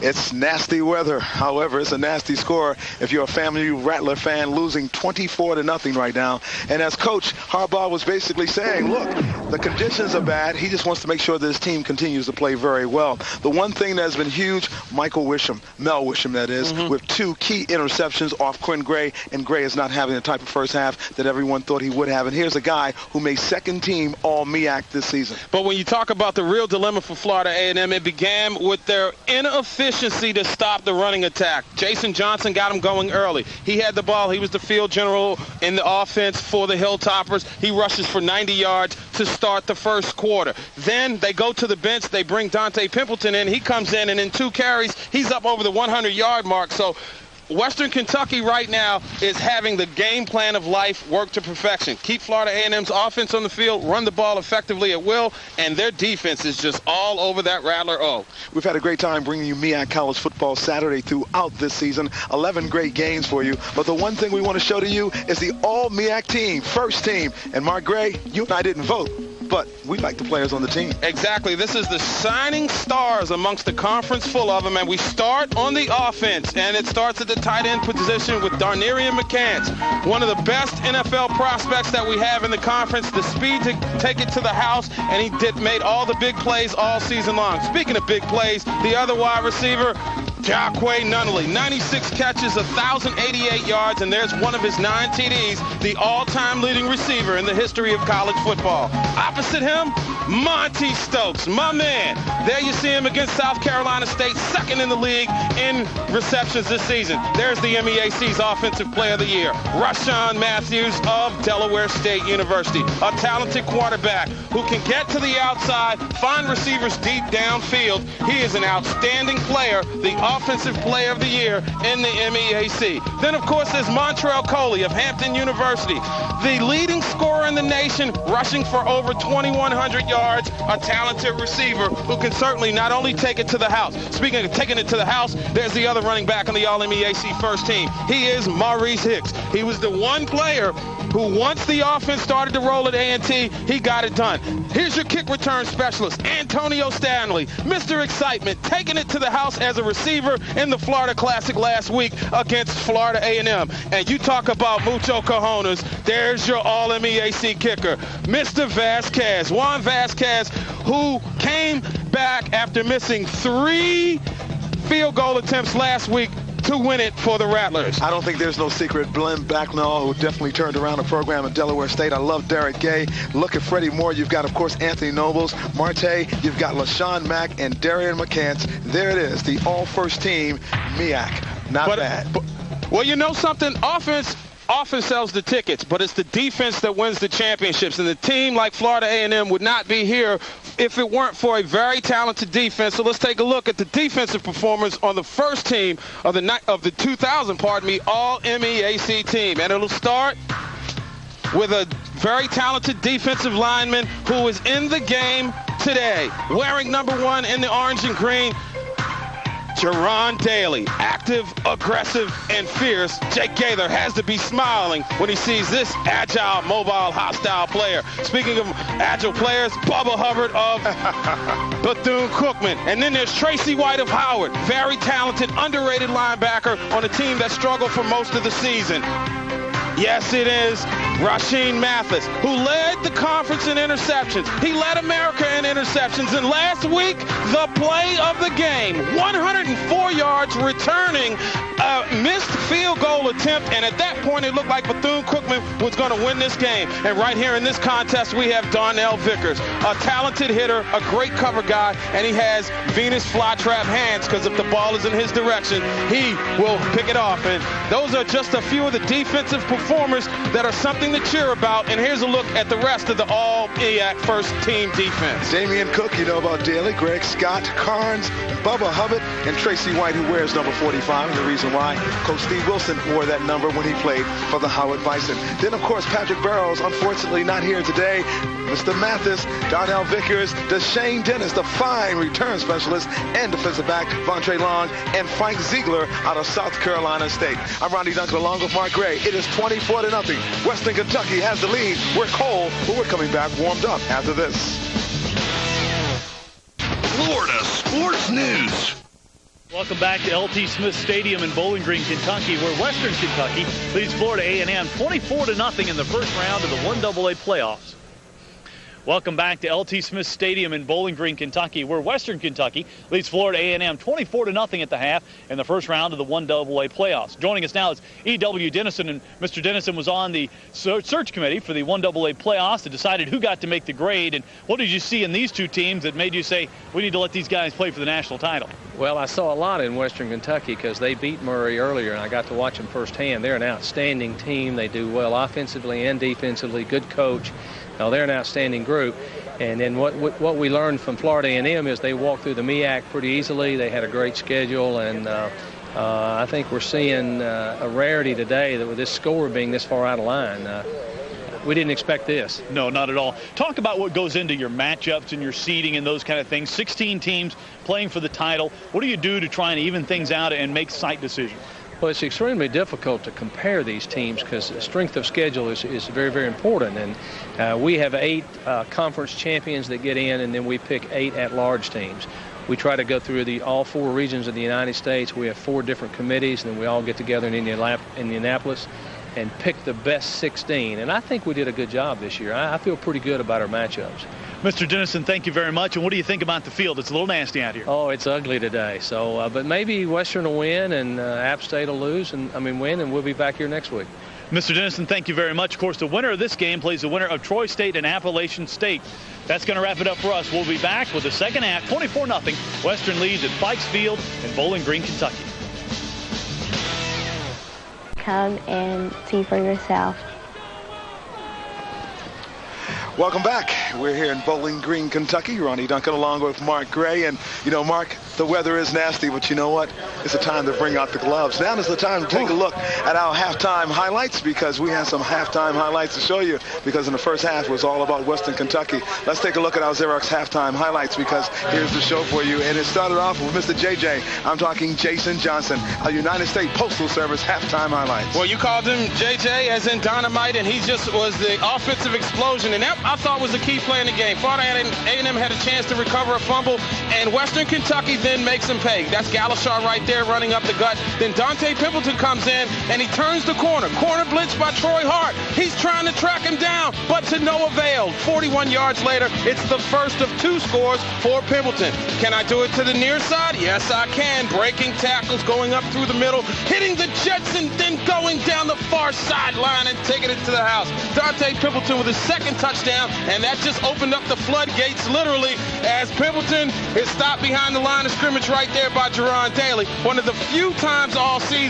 game, I should say, that the Rattlers were able to clamp down, and then Quinn Gray gave it right back. Mel Wisdom with his second interception of the game. This time he takes it to the house. It's 24-0 right now, all Western Kentucky here in Hilltopper land. Taking a look at Al Xerox halftime stats, and it's all about the rushing. 234 yards rushing, minus 11 for FAMU. And time of possession, you don't see it on the clock or the halftime stats, but we know it has been all about the Hilltoppers of Western Kentucky University. Now, the question I have for you, Mark Gray, is simply this. How does FAMU get back into this football game, and do you not, of course, make a quarterback change? Well, no. You have to stay with Quinn Gray. You're not the second-rated passer in the conference. You know, you don't get that without a reason. I think shorter pass routes. Let the receivers come off the line of scrimmage. Give them some misdirection. Do some things that force guys like Jefferson and Scipio to have to cover off a slant. You know, run the little hitch, fake, something. Misdirection stuff is going to have to work. And then defensively, you have to make the plays inside the box. The front seven of Florida A&M can give up no more big plays. There is no more room for error right now. And if I'm Billy Joe, I'm trying to get inside the head of Quinn Gray and tell him, son, you're going to take me to the house. Hey, I'm going to take it to a break. We're going to come back with third quarter football action. It is FAMU and Western Kentucky, 24-0. Hilltoppers on top. We're back, and Western Kentucky has the lead, 24-0. Do you hear that? The rain is back, too. The rain is coming. Ooh, take a look at it. You see the lights there, and the rain is coming down. I tell you what, I live in Cleveland, Ohio. Weather ain't like this in Cleveland. I know, the rain is snow there. That's okay. I can live with the snow. Ooh, it's pretty ugly. I was not prepared for this. You know how you look on your computer and try to find out the weather? Yeah. It said 58 degrees and partly cloudy. Well, our illustrious producer extraordinaire, Bill Stone, is from here, but he lives in the nation's capital. Even he wasn't ready for this. Speaking of the nation's capital, got to send shout-outs to the family, the Waller family in Clinton, Maryland, and my good friends, the Parkers, Lene and Ralph. Thank you for having dinner with me on Thursday. And special happy birthday to my good friend who writes for the Virginian Pilot in Norfolk, Stephanie Crockett. You don't look a day over 23, girl. All right, Mark getting in his brownie points for Stephanie. Ronnie Duncan, Mark Gray. Giving you play-by-play. Like to say hello to my mom who's watching in Baltimore. How you doing, Mother Doris Duncan McQuaid? Oh, man. Isaac Brown, and that return went nowhere. I'll tell you what, as far as tackles are concerned in the first half, it's all about Fortson and Bynum for FAMU. Fortson has 9 tackles. Alex Fortson, number 5. Then when you look at Western Kentucky, you've got 3 players, each with 3 tackles. So obviously, the man leading the way, number 57, you see him there, Mel Wisdom. He has 2 interceptions on the day. And back at quarterback, Quinn Gray. You start with Gray, you end with Gray. You live with Gray, you die with Gray. And this is a very gray day here in Kentucky. Ball on the 9-yard line.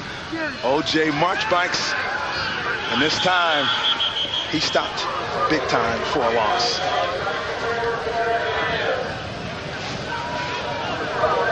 Well, so Coach Joe taking a conservative approach coming out of the halftime break and trying to jumpstart his offense. And over here, they have broken out the rain and winter weather apparel on the Rattlers sidelines. 4 wide receivers set. You've got Isaac Brown, DeMar Bowe, Jacque Nunley, and Junius. Gray with the low snap. He fumbled it. He's coming out. Gray running, pushed out at the 15. Boy, that's a great job in pursuit by Sherrod Coates. People talk about his speed, and there you get an evidence of it right there. Number 11, just with his eyes on the prize, and the prize that time is number 17, Quinn Gray, and he got him. Watch it right here. Look at the pursuit. Of course, Gray is left for bad because of a bad snap, and then watch Coates. See, 0-0. Look at that closing speed right there. And he still has enough to haul him down.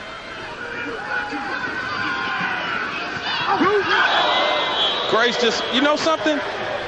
the big nasties up front for FAM aren't giving Quinn Gray enough time, and he's having to throw that sidearm pass, and he's not giving any trajectory on the ball whatsoever. I think on that play, Marcos Junius did not have the right play in mind. Both he and the coach had some words afterwards, Mark, and it was quite obvious. He ran the wrong route. So you go into half and you make adjustments and you come out 3 and out down by 24. What an auspicious beginning to the second half.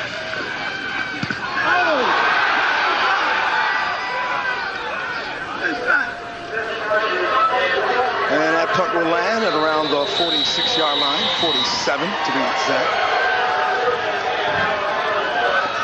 Well, I tell you this, the Hilltopper faithful, they may not be many in numbers, but they're certainly enthusiastic. Being a holiday weekend, Thanksgiving, a lot of folks are making their way back home. We wish you safe journeys. And no drinking and driving. Most definitely. We want you back next season. For me at College Football 2001. 24-0. First and 10 from the 47. Gladyshaw. And here's a young man that put up some big numbers this season for the Hilltoppers, finally getting this stuff off just a little. When we were in Tallahassee back in October, we saw Florida A&M have problems with the A and the B gap. Folks, this right here, going right up the A gap into the secondary, and a first down, well, up near a first down for Western Kentucky. And Jason Johnson is back in the game at the helm of the Western Kentucky offense. Well, Coach Harbaugh set the record straight. He just wanted to make sure that Jason got some rest. He said he looked a little fatigued in the first half. 2nd and 2 is the situation. Johnson to Gladyshaw. Gladyshaw turning the corner, first down, and Gladyshaw still on his feet. Gladyshaw running. Gladyshaw inside the 10-yard line. Great run for Gladyshaw. Well, they just pulled everybody, and they got the seal to the inside. And once again, Florida A&M is being sealed inside, and these speedy skill players, when they get around the corner, are going one-on-one against undersized DBs. See, the seal is created, and he's able to get around the corner, and were it not for Hart going all the way down there to deliver a shot, Gladyshaw will take it to the house. Wayne Gladyshaw, 34 yards on the run. It was the quarterbacks in the first half who did the damage on the ground for Western Kentucky, and it appears that the game plan here to start the second half is to let Mr. Gladyshaw, an OVC performer himself, do work carrying the ball. Ball on the 7-yard line.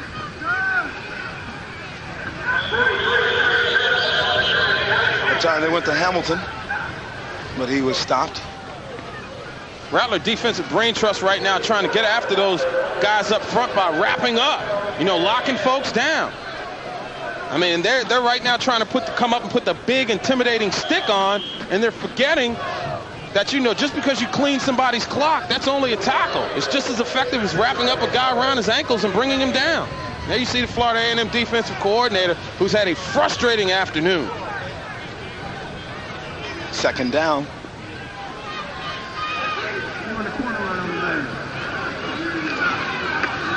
Gladyshaw. Brought down. Right off tackle that time. A little trap. And it's just physical football.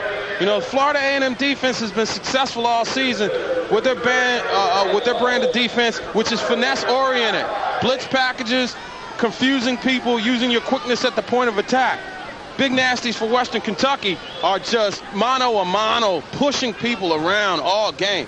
Haven't seen the defensive front of Florida A&M dominated like this since the middle of October when they ran into North Carolina A&T.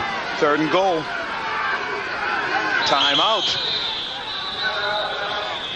Gladyshaw so far has 9 carries for 55 yards. One of the few times you'll see the Hilltoppers stop the clock.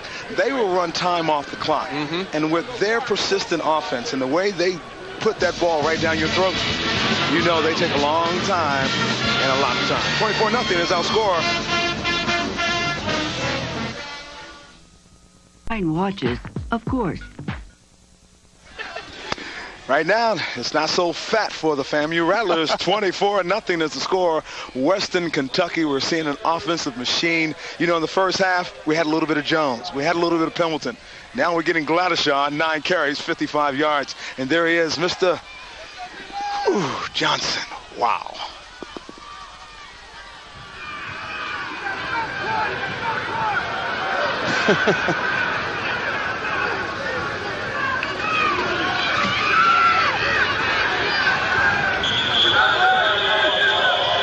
That will force a field goal. That will bring on Pete Martinez. Boy, a question was answered right there about the fortitude of the FAMU defense.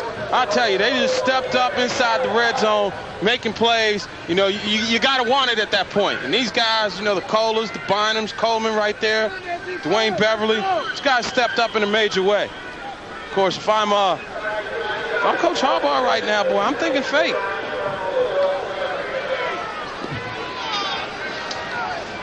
Wonder if he has a 22-yard field goal attempt for Pete Martinez. This will be his second 22-yarder. It's up and it's good. Pete Martinez. You know, we've got some other games that are taking place in Division I AA playoffs. Interesting scores. Only one MEAC team made it this year. And there you have it, Georgia Southern in the second quarter leading McNeese State 14-0. Furman has a slim lead over Hofstra. It is Lehigh 20, Western Illinois nothing. Wow. And 35-7, it is Delaware leading Portland State. And of course, Portland State was the 15th seed. Only 16 teams make it into this round. I hope the first round. I am around to see the day where Delaware and Delaware State meet in the 1AA playoffs. Boy, you talk about a state about ready to secede from the Union. That would be akin in 1AA to the Yankees and the Mets playing in the Subway Series. And there's Jimmy Joe searching for answers. It'll be a nice game for Coach Ben Blacknall to put onto the schedule when you consider the commissioner of the MEAC, Charles Harris, wants to make sure that all MEAC teams are playing Division I AA opponents instead of Division II and maybe sometimes NAIA opponents. And I think it's important to do that because when you talk of strength of schedule, that's what comes into play in the selection process. And if you want the conference to be better and get better, then you have to play up to the conference levels. Also, mucho dinero. You save a lot of money on traveling. It's a quality game, and it's something for that state to rally around two good football programs. Jacque Nunley.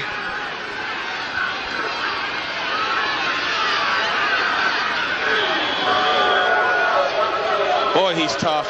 Pushed out of bounds at the 27-yard line. Boy, that kid's got a big heart, man. And you know that he is going to make some kind of play. Talk about a big heart. Maybe he can transplant it right down into Quinn Gray and things can get started with FAMU. Let's go down to Mr. Sage. Can't hear. DeMar Bowe, number 84 for Florida A&M. It's the Thanksgiving weekend. They've got to play football, but hey, his cook travels with him. His mother is Gloria Taylor, and Miss Taylor, after being in the military, went back to school. She goes to school at FAMU with DeMar. She cooked dinner for 40 of his teammates over the weekend. And she's been doing that all season long, Jay, since she started. We met Ms. Bowe in Delaware to open the season. We went down to visit with her in Tallahassee, and what was she doing there? She was feeding the team. You know what? Miss Bowe has a generous heart. I can tell you right now that coming here yesterday, I had no voice. Peroxide, water, salt, Miss Bowe and her crew of friends, they hooked the brother up. She sure did. Down there, and this morning, you would have thought we were part of the FAMU team, giving us hugs, and she's as pumped as anybody on the field. Yo, that's fat, pump. That ball intended for Isaac Brown, incomplete. Quinn Gray does not have the proper time to pass, and he has been errant with his passes as well. Ronnie, remember about 3 weeks ago we were in Hampton for the Hampton, North Carolina A&T game. We saw Octavius Cash. He had receivers that were behind the secondary all day, and he couldn't make the plays. Same thing's happening with Quinn Gray. There are plays, you get 3 or 4 of them that you have to make in critical situations. There he had Isaac Brown in a seam, and he's overthrown him for the second time in that same situation. 3rd and 10. Let's take a look at it.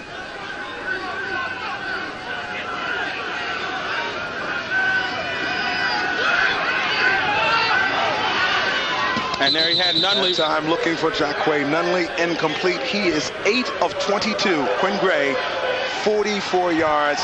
His last 6 passes have been incomplete. We were talking about jiggy routes. That's a post-corner route where Nunley came inside, then broke back to the outside, had a step on the defender, had about 5 yards between he and the sideline to work with, and the pass was thrown 2 yards out of bounds. Now, I asked you earlier at the start of the first half, do you continue to stay with him?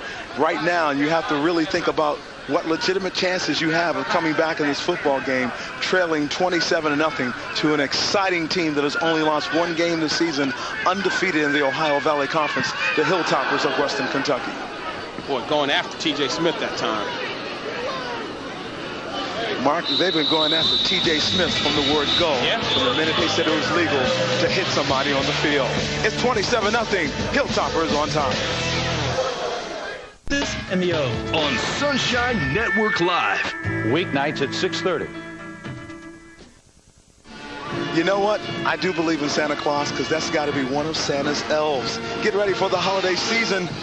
I tell you what, man, I'm looking forward to it. I always love the Christmas season. You bring great joy and great tidings, but right now, these guys don't want to hear nothing about no happiness. No. There's a lot of pain and sorrow for the Rattlers of FAMU. And once again, congratulations to the FAMU fans who travel with their team regardless to where they go. I was talking with Gloria Taylor, who's the Marbo's mom, and she told me she traveled like 7.5 hours.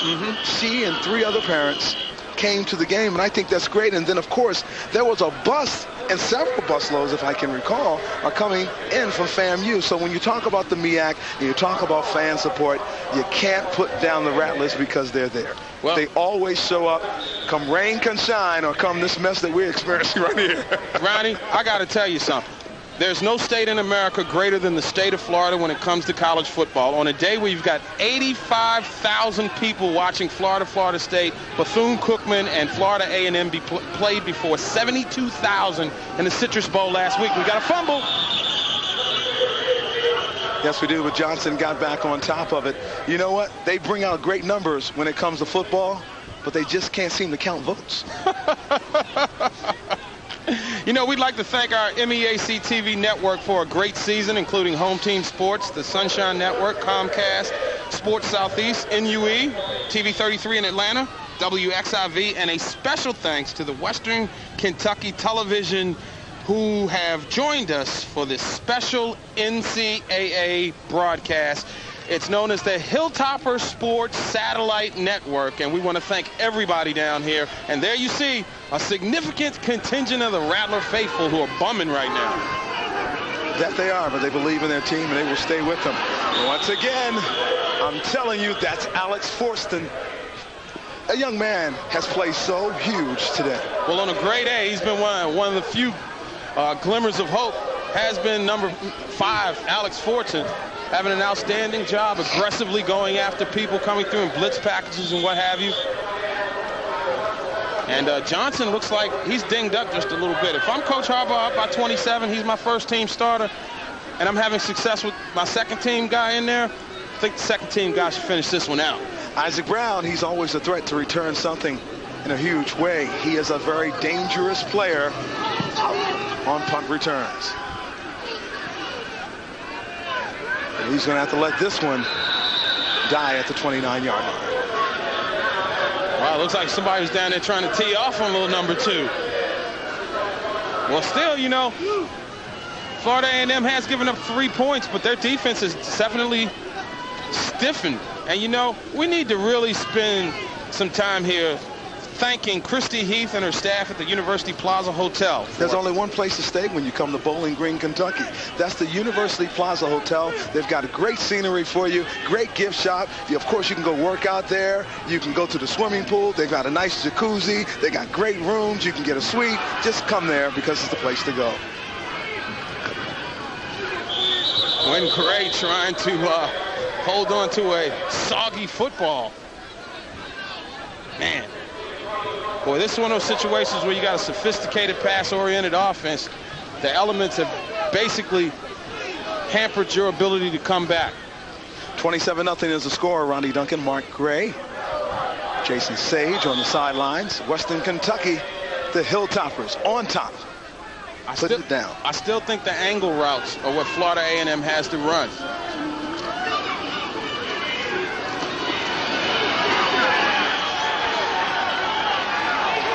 Mel Wisham right there, not buying into it at all. Jason Sage, you've got a story for us. Guys, this is the field. That is not a lake. Water standing 1.5 inches deep on the field here at Fikes Field for a FAMU team trying to throw the ball and come back 27 points. It's awfully tough, and you can check this out. That is what they're playing in here at Fikes Field. A quagmire. This is the first team all 1AA playoff quagmire right here. Third down. FAMU needs this one to sustain the drive.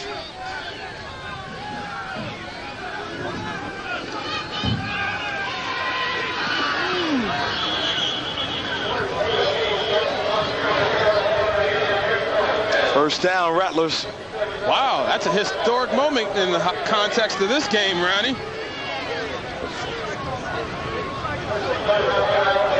Watch Bobby Scipio right here. This guy's just nasty. Look at him, just nasty. I talked about the Jack Tatum thing in the back after the play, a cheap shot. So Scipio, as talented and aggressive as a defender he is, he definitely plays, shall we say, outside the rules on some occasions. Kendall Johnson, I believe he got the first down for the Rattlers. He's going to be measured. Let's see.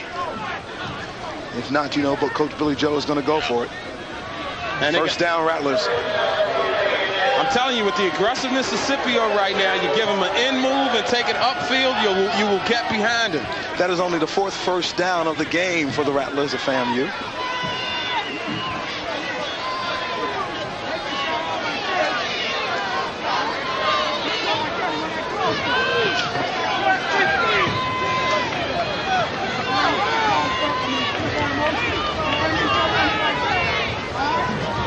I have to admit, that peroxide in the water that Gloria Taylor had me doing. It worked. It worked, man. I'm getting my voice back. I told you. Do what the old folks tell you. Indeed. Gray rolling out, looking for Nunley. Gray is brought down. That's Coach once again, Ronnie, but he got a handful of face masks to bring him down, and I think FAMU will pick up some yardage on this play. They are mean, they are nasty, they are aggressive. And they're quick, too.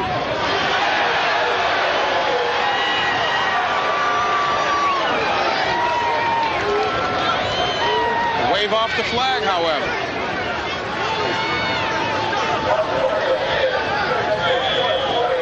Let's watch Coach right here. He's got a beat on Quinn Gray. And watch, the meat cleaver goes out across the face. No, he got him all around the neck. So it wasn't quite a handful of face masks. Good no call that time by the Gateway Conference crew. Second and long.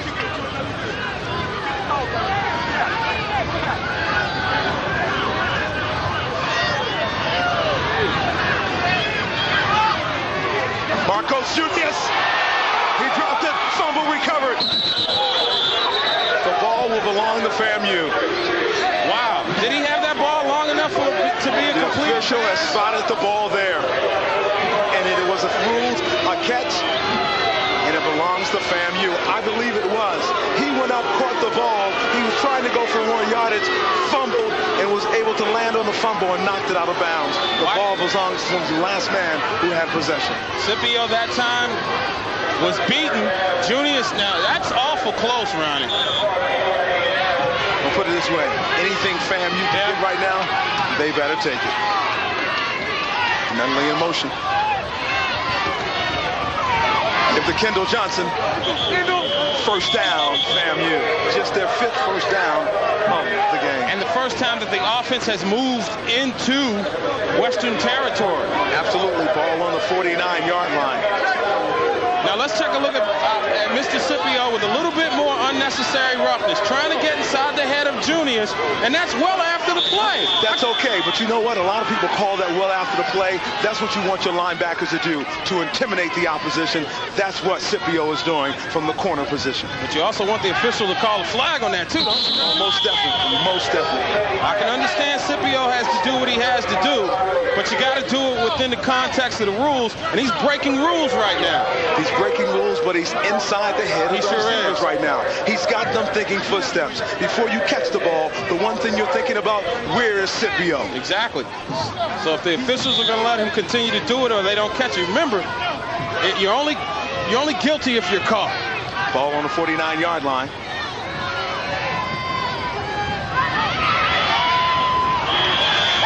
That time the ball was trying to go to Kendall Johnson. The pressure was on. Gray had to let it go. John Drummond. Third down situation, and it's going to be third and a long 10 from the 49-yard line for the Rattlers of FAMU. This is something the Rattlers need deeply, and they need this first down in a hurry. They can pull it out. They can sustain the drive. It's so important right now for Coach Billy Joe. They have put together a fine offensive machine. We have yet to see it so far today. Numbers on Quinn Gray, 8 of 26, 52 yards, and 3 interceptions. But this has got to be two-down territory at this point in the game for Florida A&M. Just want to pick up something positive on this play, set you up for fourth down.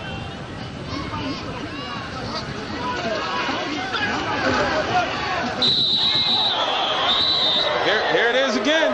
That's all right. Turner gets the touch. Everyone knows that Scipio is bringing the pain. He really is. But I tell you something.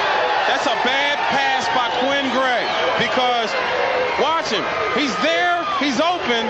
And the pass is well beyond him.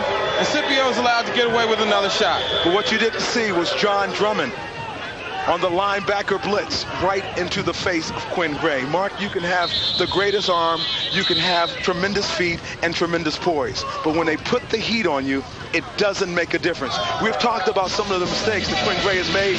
Quinn Gray has faced a lot of pressure today. We'll face a timeout after this. You will be changed forever. The few, the proud, the Marines. Well, you see the mud, and it shows. I'm talking about players who have been dealing with a whole lot of junk out there. Well, they tried to fake the last time, did Florida A&M, at least in the first half.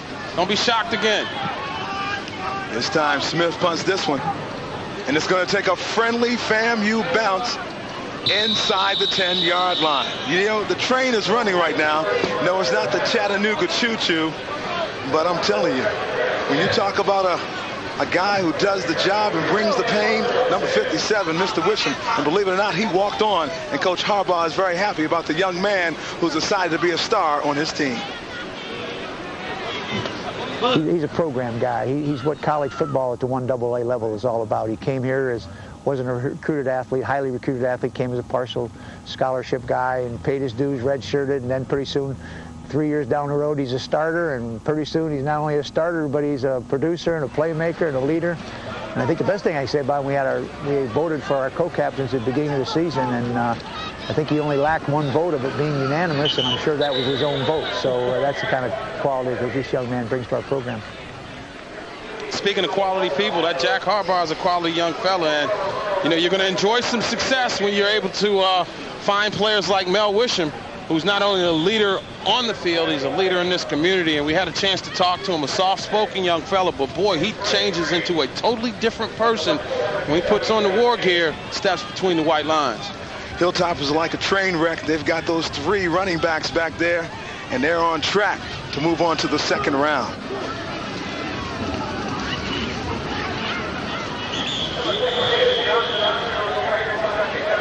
You a little shocked Johnson's still in there, banged up a little bit, up by 27 when you're looking at a potential game against either Appalachian or Troy State next week? It's interesting to see, but obviously you want to get those reps in there. You want to keep them fresh. You want them to be able to play under any type of conditions.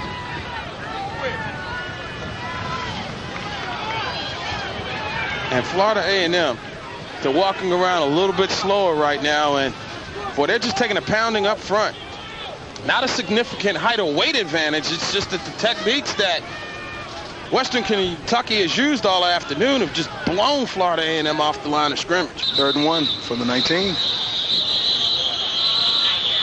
There's a flag on the play. 3 minutes and 20 seconds left to go in the 3rd quarter.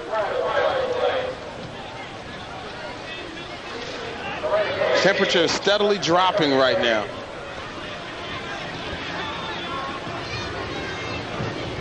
Delay offense, 5-yard penalty. Repeat third down. Things going so good for Coach Harbaugh's boys took a little tardiness break.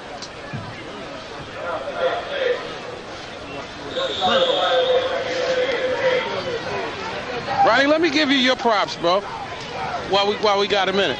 It's been a blast hanging out all season, man. Oh, it's been a lot of fun. It's going to be strange not talking to you during the middle of the week trying to get ready for the game. The one phone call I normally get during the week is from you. Despite the fact the time of the morning, but love you anyway. 3rd and 6.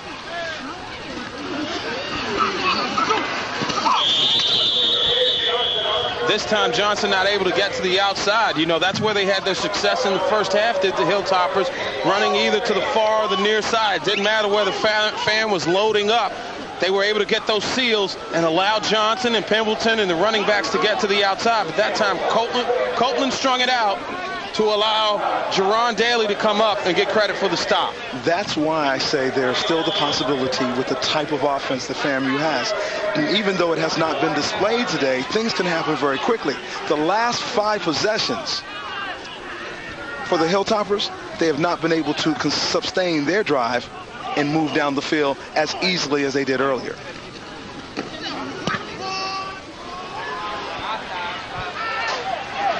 Brown at the 45, across the 50, he fumbled, and the ball belongs to the Hilltoppers. Boy, recovery for the Hilltoppers, Brad Davis. Well, when it rains, it pours. And it's raining all ugly on Florida A&M.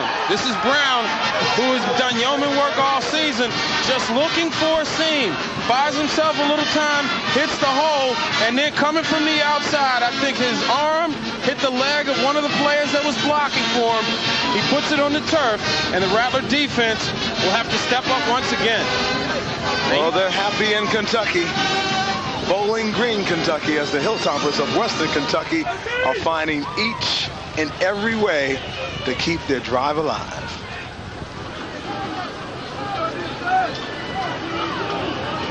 Ball on the 46-yard line.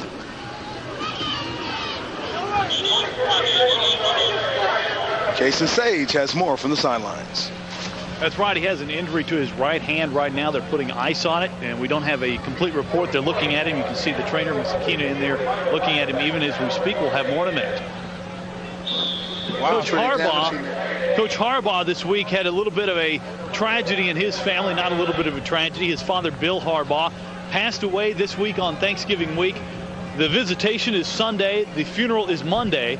But today his team is out here winning one to help ease the pain of their coach as he loses his father on Thanksgiving weekend. And our thoughts and prayers definitely go out to the Harbaugh family. Jerron Daly bringing down Johnson. Player that we were looking at getting worked on the sidelines was Jeremy Banks. Nikita Bynum is down right now. He's getting up slowly, but he's definitely in pain. Nikita Bynum, number 52. Out there in guts right now. He's a tough guy. He's a football player, going to be replaced in that FAMU lineup by junior Joe Sanders, who was the high school teammate of, what is that, Johnson? He's a high school teammate of one of the Florida A&M players. Check that, Mel Mitchell. Mel Mitchell and Joe Sanders are teammates. Mitchell already with a big pick in this game, and Sanders, number 40 with the clean Florida A&M uniform, right in the center of your screen, getting his first action of the afternoon. Ball on the 45, 3rd and 11. The attention to detail all the way around for Western Kentucky has lapsed. Of course, if you're up by 27, your focus has tendency not to be there. Offense, 5-yard penalty, repeat third down. We may actually see them have to throw the ball, Ronnie. 3rd and 16 is the situation. 1:38 remaining in the third quarter. Ronnie Duncan, Mark Gray, and Jason Sage bringing you the action from Bowling Green, Kentucky. Hilltoppers on top, 27-0.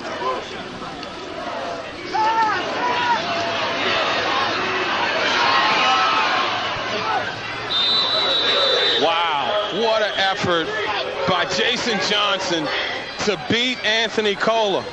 Cola disrupted that play, and he won't get any credit for that other than another smudge on his jersey. Outstanding effort that time by Johnson, but to no avail. And the Rattlers defense steps up once again as the temperature continues to drop. Once again, the defense does step up, Mark, but I think that may be the 5th or maybe 6th time that the defense of FAMU in the second half has stepped up. And when you look at what they did at the end of the first half, if they could just get their offense going, the Rattlers would make this a better contest. We need to give credit where credit is due. This is the nation's top scoring defense that Western Kentucky has. They came into this contest only giving up 11 points a game.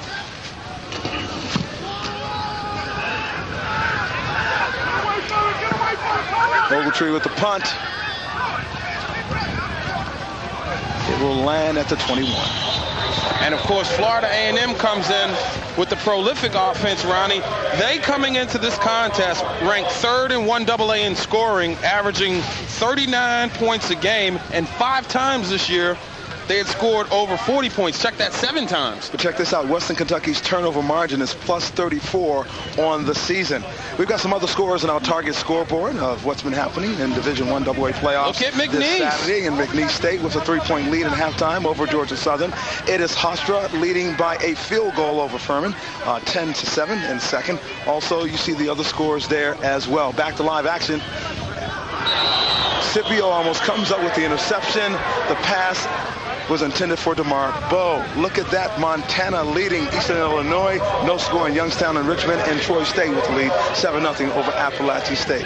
The winner of that contest, Ronnie, gets the winner of this game. So if this situations hold true to form, it'll be Troy State hosting Western Kentucky. They started holding the Division I AA playoffs back in 1978. The team that won it, the team on offense right now, the FAMU Rattlers, a fact that very few people know outside the MEAC. DeMar Bowe intercepted by Scipio. One thing about it, Quinn Gray just tried to force it downfield and make a play. Rolling, trying to throw across his body. Bowe once again had a step on Scipio, but Scipio at 6'3" is going to climb the ladder. See, Gray trying to make a play, down 27, should have held this one, forces it under duress, and from his seat, he has a wonderful look at a dying quail that lands in the hands of Bobby Scipio. Wow. As good as advertised is Bobby Scipio. Or at least for this day. I think he's done it for the season, Mark, and the numbers prove it. There's a do right there. If he was in the MEAC, he'd be all groove on account of the do. Ladder-Shaw, 7 yards on the carry. I mean, we haven't seen a do like that since Montrell Coley's do. That's a quality do right there. So the Coley do and the Scipio do are 2 things that I cannot do with my hair. I'm not going to do it either. I know you've thought about trying to do it. No, I didn't. If anything, you give me some clippers from Montrell Coley's hair, and I'm cutting that boy's hair. All right, people can go ahead in front. He's a good football player, but when it comes to hair, he has no clue. And once again, right up the middle, go Western Kentucky. But there'll be a flag at the line of scrimmage. Yeah, I think we're going to have some holding in there. But that's definitely an all-groove do by Scipio.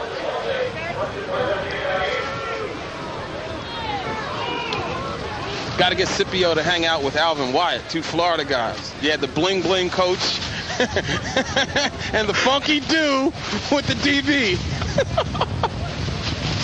Holding on the offense, 10-yard penalty. Repeat second down. Once again, Jason Sage with an injury update. Jason?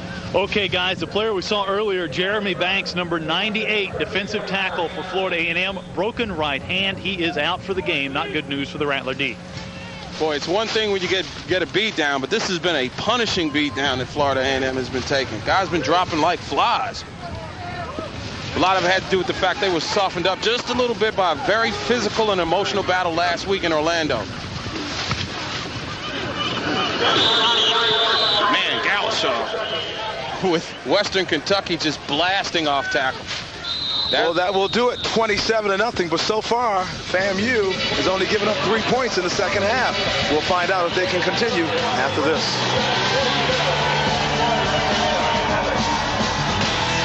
It begins with Sunshine Network Live at 7. We're in the fourth quarter. Bowling Green, Kentucky, Western Kentucky, the Hilltoppers leading 27-0.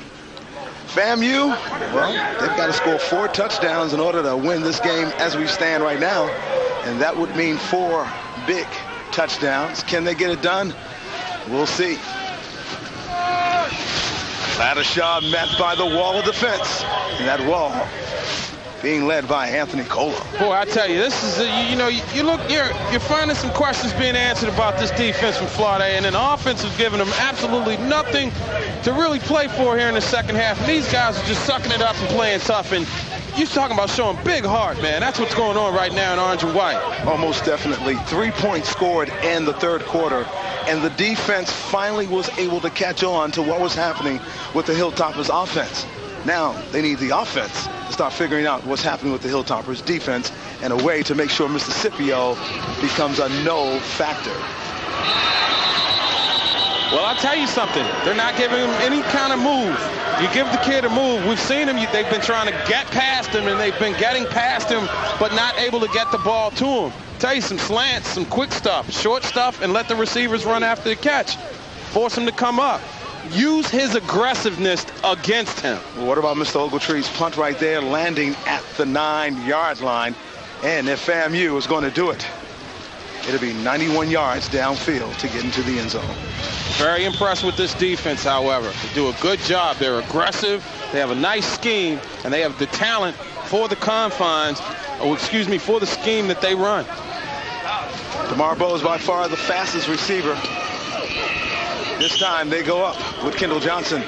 Kendall Johnson getting positive yards for the Rattlers. Well, that's going to be there. I'm quite sure Coach Harbaugh and the rest of the staff is pleased to see Florida A&M trying to run the football down by 4 scores.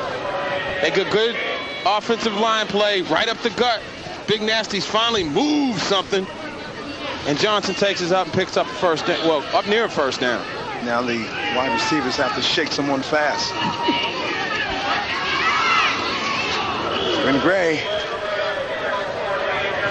Quinn Gray keep running the option. He's going to get shaken up pretty fast. That's not your atypical option guy. But that's the first down for the Rattlers of FAMU, and that's impressive. And that's what Billy Joe has been looking for, moving the chains down the line. So now you bring the hands package back in. Guys who can get deep on people.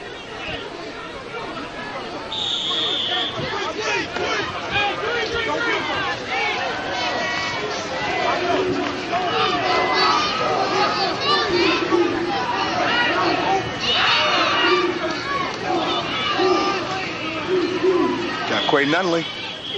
And a high pass once again by Quinn Gray. Now let's take a look at our Xerox stats after 3 quarters of play and who's rushing the football. Well, you know something? Florida A&M actually whittled some of the offensive numbers off Western Kentucky in the third quarter. I think coming out of the half, they were up over 234 in terms of rushing. But look at the disparity in time of possession and turnovers. Kendall Johnson, first down, FAMU to the 49-yard line. Now, Western doesn't want this offense to get any confidence because with Florida A&M's offense, it goes in spurts, and they can get so streaky, really making an interesting final period. They marked the ball at the 46. That was a 29-yard run. Johnson this time gets to the 49-yard line, pick up a 3. That time, Western clamps down right up the gut. Who's in there? Mel Wisham. Right there filling that hole right up in the middle. I don't know if he's as aggressive or certainly doesn't have the size of like the Anthony Hubbards and the Ray Masseys of the conferences of the 1AA that we've seen this year. Quinn Gray, 9 of 30. 69 yards, 4 interceptions. Johnson again. Up the middle, crosses up 50 to the 49. He's in Hilltopper territory. Wow. Trying to see who's that getting in the face of the umpire right there. Let's see. Number 94 for Randall Johnson. I don't know what he's talking about with the official, but you're up 27. Don't give anybody any grief right now. Stay away from the Zebras. Find yourself sitting at home next week. 3rd and 7. Out of the shotgun formation. 5 wide receivers. The Rattlers of FAMU. Gray audibleizes. If he gets a good snap and looks off his receiver, he might find an opening.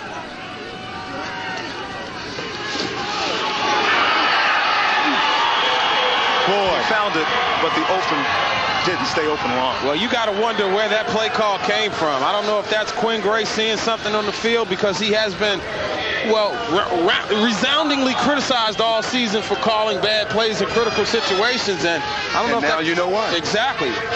That was just wasn't smart. I don't know what he's seeing. I think he's trying to explain that one to Coach Jimmy Joe. Maybe time for Quinn to put the right wing on ice for this season. Smith with a good punt.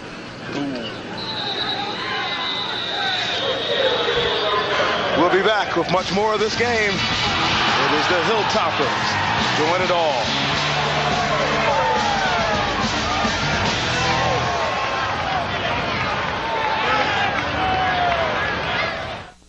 Destinations worldwide. 27-0 in the 4th quarter. We've got 11 minutes and 6 seconds left to go. The officials are discussing matters. Both teams have walked off the field. And Mark, we had some extra activity going on, and Mr. Scipio, being the aggressive player that he is, may have gone a little bit too far, and so the FAMU players have made a statement. Well, see, here's the deal. The reason that Scipio went off the deep end like that as we were going into break is because the officials didn't check him early in the game. He's been running rush shot in the secondary, taking cheap shots all game long, and sooner or later the frustration of the entire situation is going to get to Florida A&M, and they stepped up. This guy's got to realize we're up 27 points. We're going to the 2nd round apparently. I got to chill out. I'm a completely important part of the secondary, probably the best player back there, and it makes no sense for me to put myself in a position where I could get suspended and have an unfortunate week off next week. All right, Jason Johnson.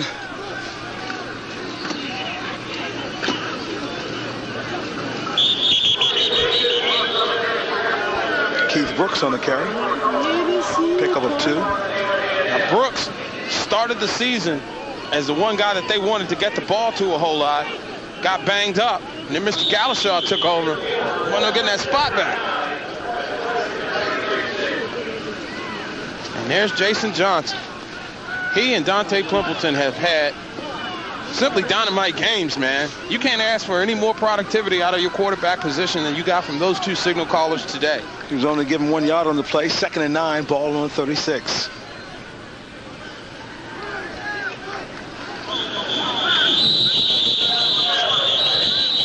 Flag on the play.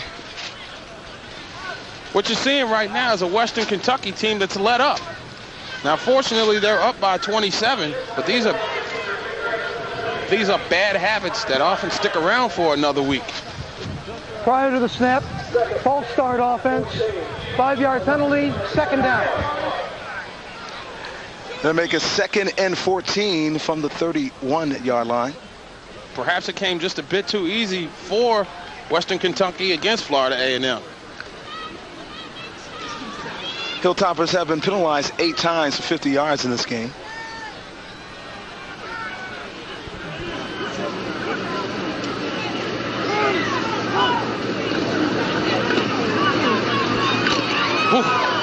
Brooks again. He brings it out to the 35-yard line. Fortson stepped up and he filled the hole, and for doing a great job, he runs right into the shoulder of Brooks, coming right at you. Hold on to that Coca-Cola, folks. Watch 5 step up and receives a blow from a running back. It has been a battle of physical wills that Western has won from the moment we kicked off today. Hands down. 3rd down, 10 to go. Back to the line of scrimmage. Time is winding down and running out. on the Rattlers.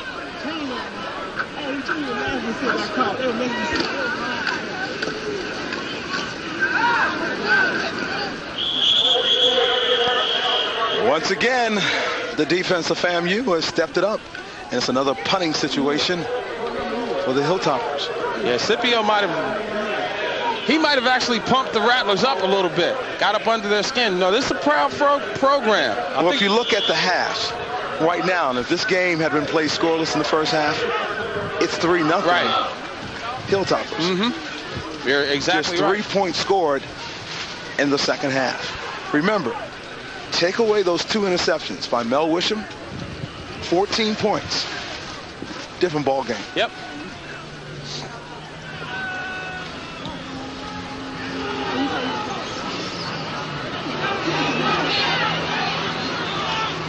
They're down at the 22-yard line. So they will have 78 yards to work with. They'll come back 27-0 Hilltoppers. And roll with a win.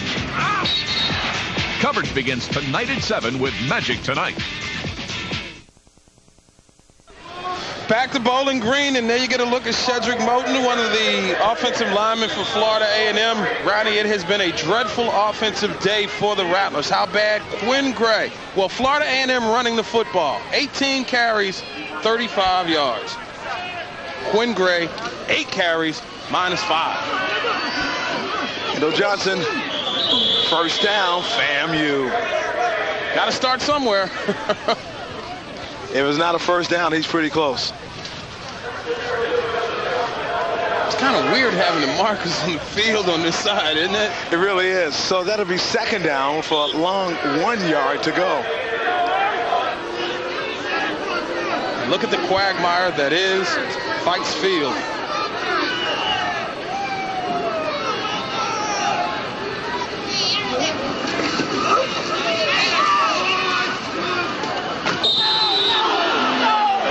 Time Marco Junius got rocked. The man doing the damage was Mel Mitchell. Well, this is a medicine ball. And why do we call them medicine balls? Because if you leave your receivers' ribs wide open on the sideline when they're big cornerbacks, he's going to spend a lot of time in the training room seeking some medicine. Junius had to come back and pick himself up off the turf and collect his faculties. 3rd and 1. And they're not going to get it. It's pretty close, though. It's close. It all depends on whether or not the spot is generous. And they're going for it. We may have the chains come out. Oh, it is a first down. It is a first down. Small consolation at this point, but consolation nonetheless.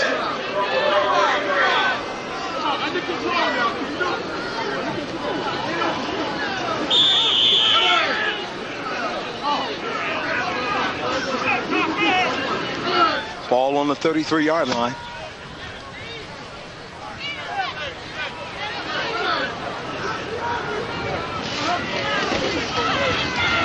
Are you kidding me? They're running an option with Quinn Gray. Wow. John Drummond on the recovery, number 45. Well, drop back passing quarterbacks trying to run the option. Reminiscent of Rick Myra at Notre Dame. Watch it right here. Quinn Gray, not an option guy. Bad mistake. Hold on to the football, young fella. And that is the 6th turnover of the day for the Rattlers. They have committed 6 turnovers, and that has been the key. Quinn Gray with 4 interceptions, 6 turnovers in total for the Rattlers. There he is, number 45, John Drummond. Boy, you talk about the defense with their backs against the wall right here once again, and Pimpleton's back in the contest. 7 minutes and 9 seconds left to go in this game, and they can't come any faster than the clock is ticking. Boy, just amazing. Florida A&M's offense giving it away.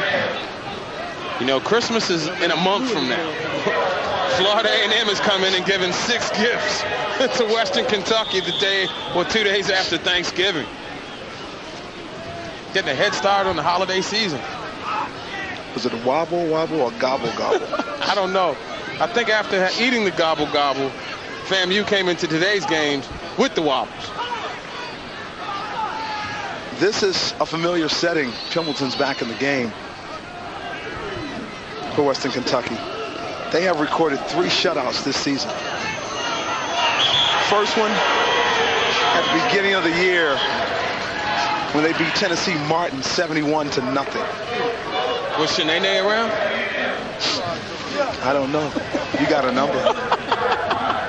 That's right. All right. So you know I went into the back pocket, got it out the wallet, right? All right.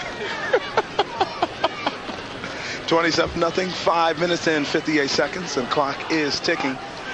Once again, on behalf of the Mid-Eastern Athletic Conference and all of its chartered schools, we thank you for joining us. 11 outstanding games throughout the country.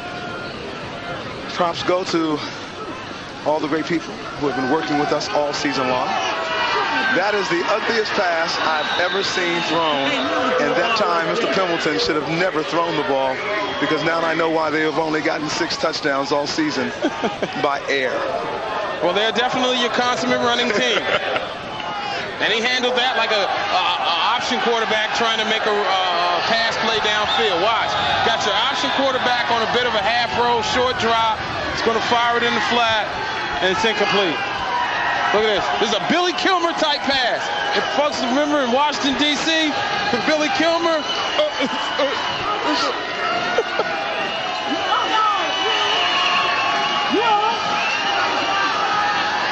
Fourth down. Wow. Fumble. Actually, that was a great play, a deflection of the pitch by Troy Hart. We take a look at that play. This is an outstanding play by Troy Hart. Simply off the hook what he did. He read the option. Watch right here. Number 9 is going to come up about the time Pimbleton gets to the line, tries to make the pitch, and he's right there. Great play by Troy Hart. A rejection.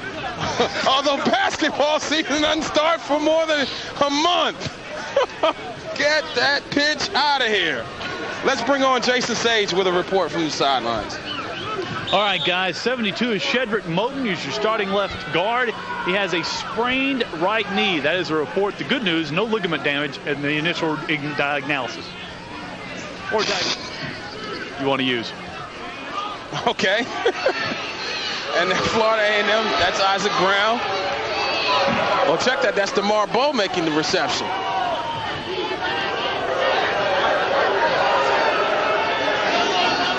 Bowe coming back to the sidelines after hauling that pass in, along with Junius.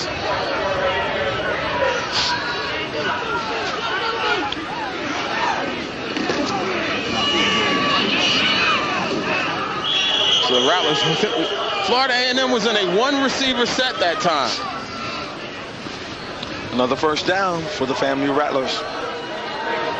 Inside the 5-minute mark.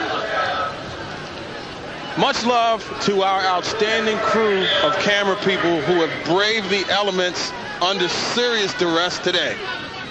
We've had wind blowing. We've had rain in the face. You guys earned the meal money. Here's one of the best out there. Thank you. Great to Chakwe Nunley. Should I go right? Should I go left? Should I just sit here and fall? Well, and that's what he did.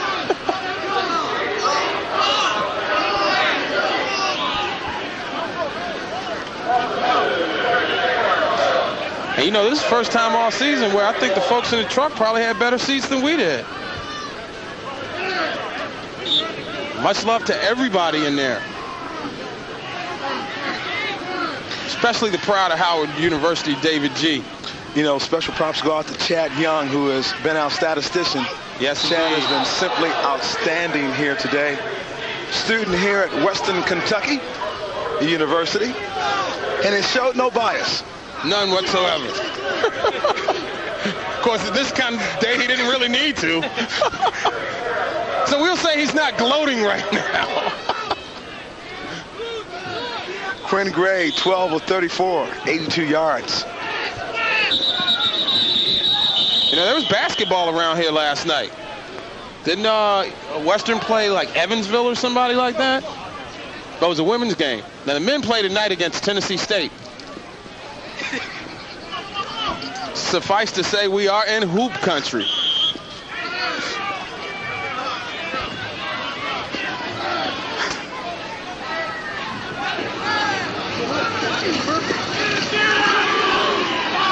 See, they had the route, and once again, Quinn Gray, under duress, has to fire the pass sidearm, and he's not able to get anything on it. At time, he was looking for DeMar Bowe, but we just need a little bit more time to get it done. Coach Harbaugh's got to be happy by this effort. This has been as complete and as totally dominant an effort as we've seen by anybody this year. It's an outstanding performance, and this Hilltopper team, you know, championships are won with defense. This defense, one of the best we've seen.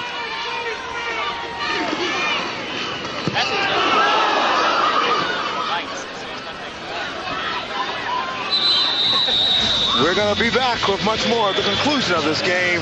Hilltoppers of Western Kentucky leading 27-0. Like an eagle into the future. Well, when you play the game of punter, sometimes you can get the pain. T.J. Smith, watch this. Whoa, slip sliding away. That's a divot. Now, I wonder, does he get the drop after that? Does he get a can he call a mulligan? Only if you're playing Tiger. Well, for FAMU, the whole game should be a mulligan. Oh, my goodness. He's still on his feet. Man. Unbelievable, Ronnie. Keith Brooks. He might as well get into the act. Right up the gut.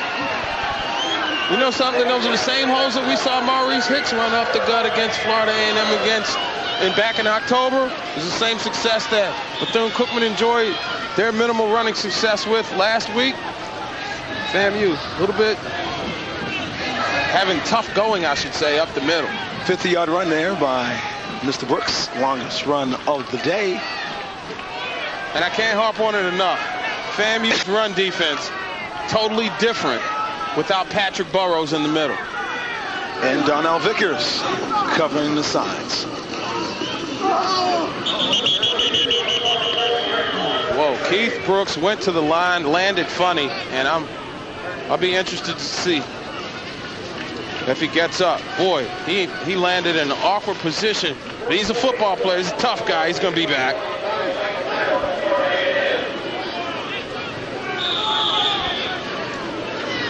And this is just truly marks what has been, to this point, an outstanding season for the Rattlers. Brooks has had knee problems all season long. However, he had no problem running 50 yards 2 plays ago. Almost outrunning Copeland and Hart.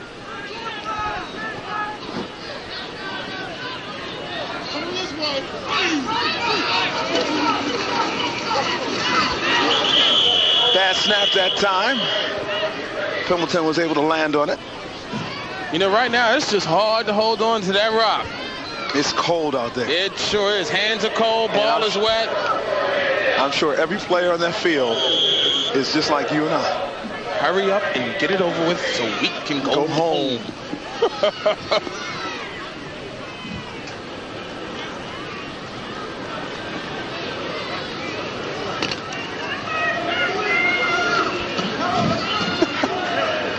Under 2 minutes to play.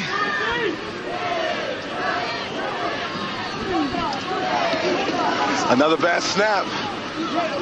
And Pendleton brought down. This is not a day for two, Ronnie.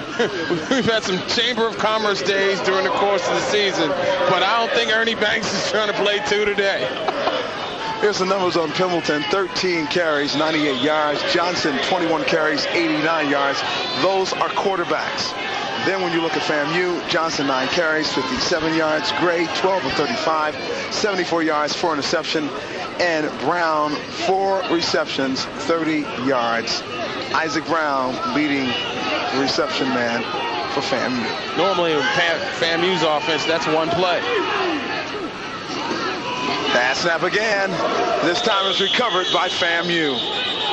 Boy, if they had done that in the first half, we might have been singing a different tune. And hope we get a chance to take at least one more look at number 85 for Florida A&M, Jacquay Nunley.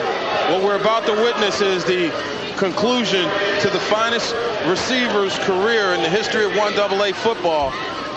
It's got to be a difficult time from him, but it's been a pleasure to watch him, and truly one of the more special student athletes in the history of college football, certainly at Florida A&M school. Mark, all those things are well and good, but he didn't make the all-groove team, and that's still a problem for a lot of people at FAMU. You know, things happen. As a matter of fact, I think he did.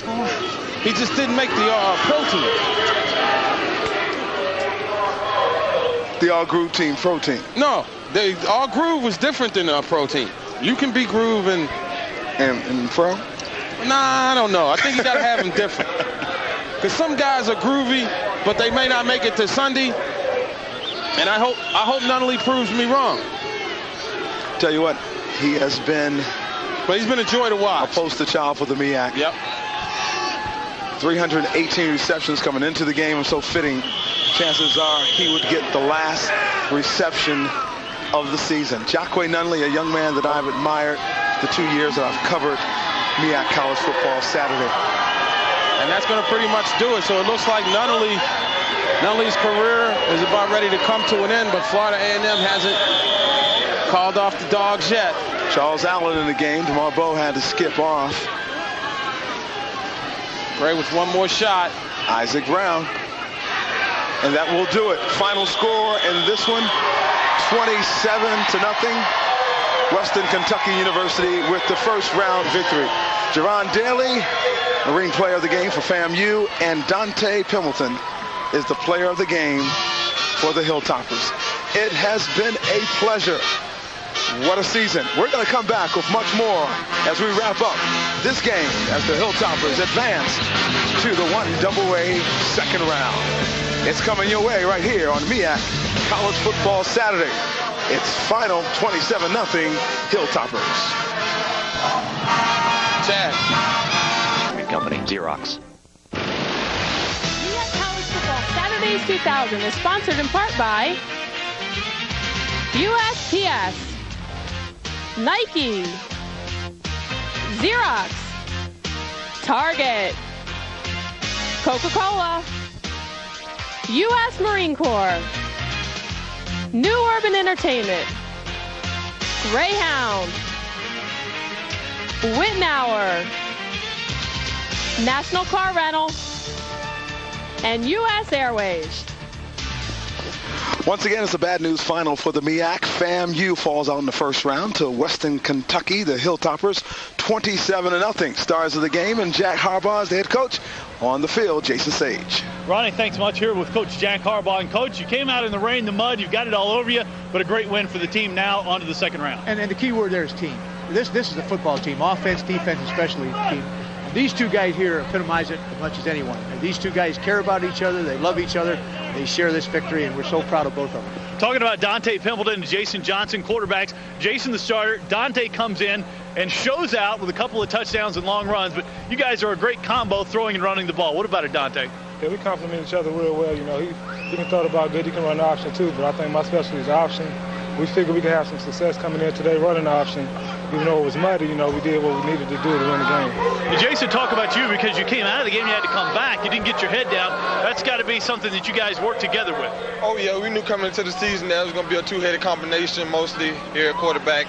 And that's what we showed today with Dante coming in, leading the way, and we was able to come through the victory.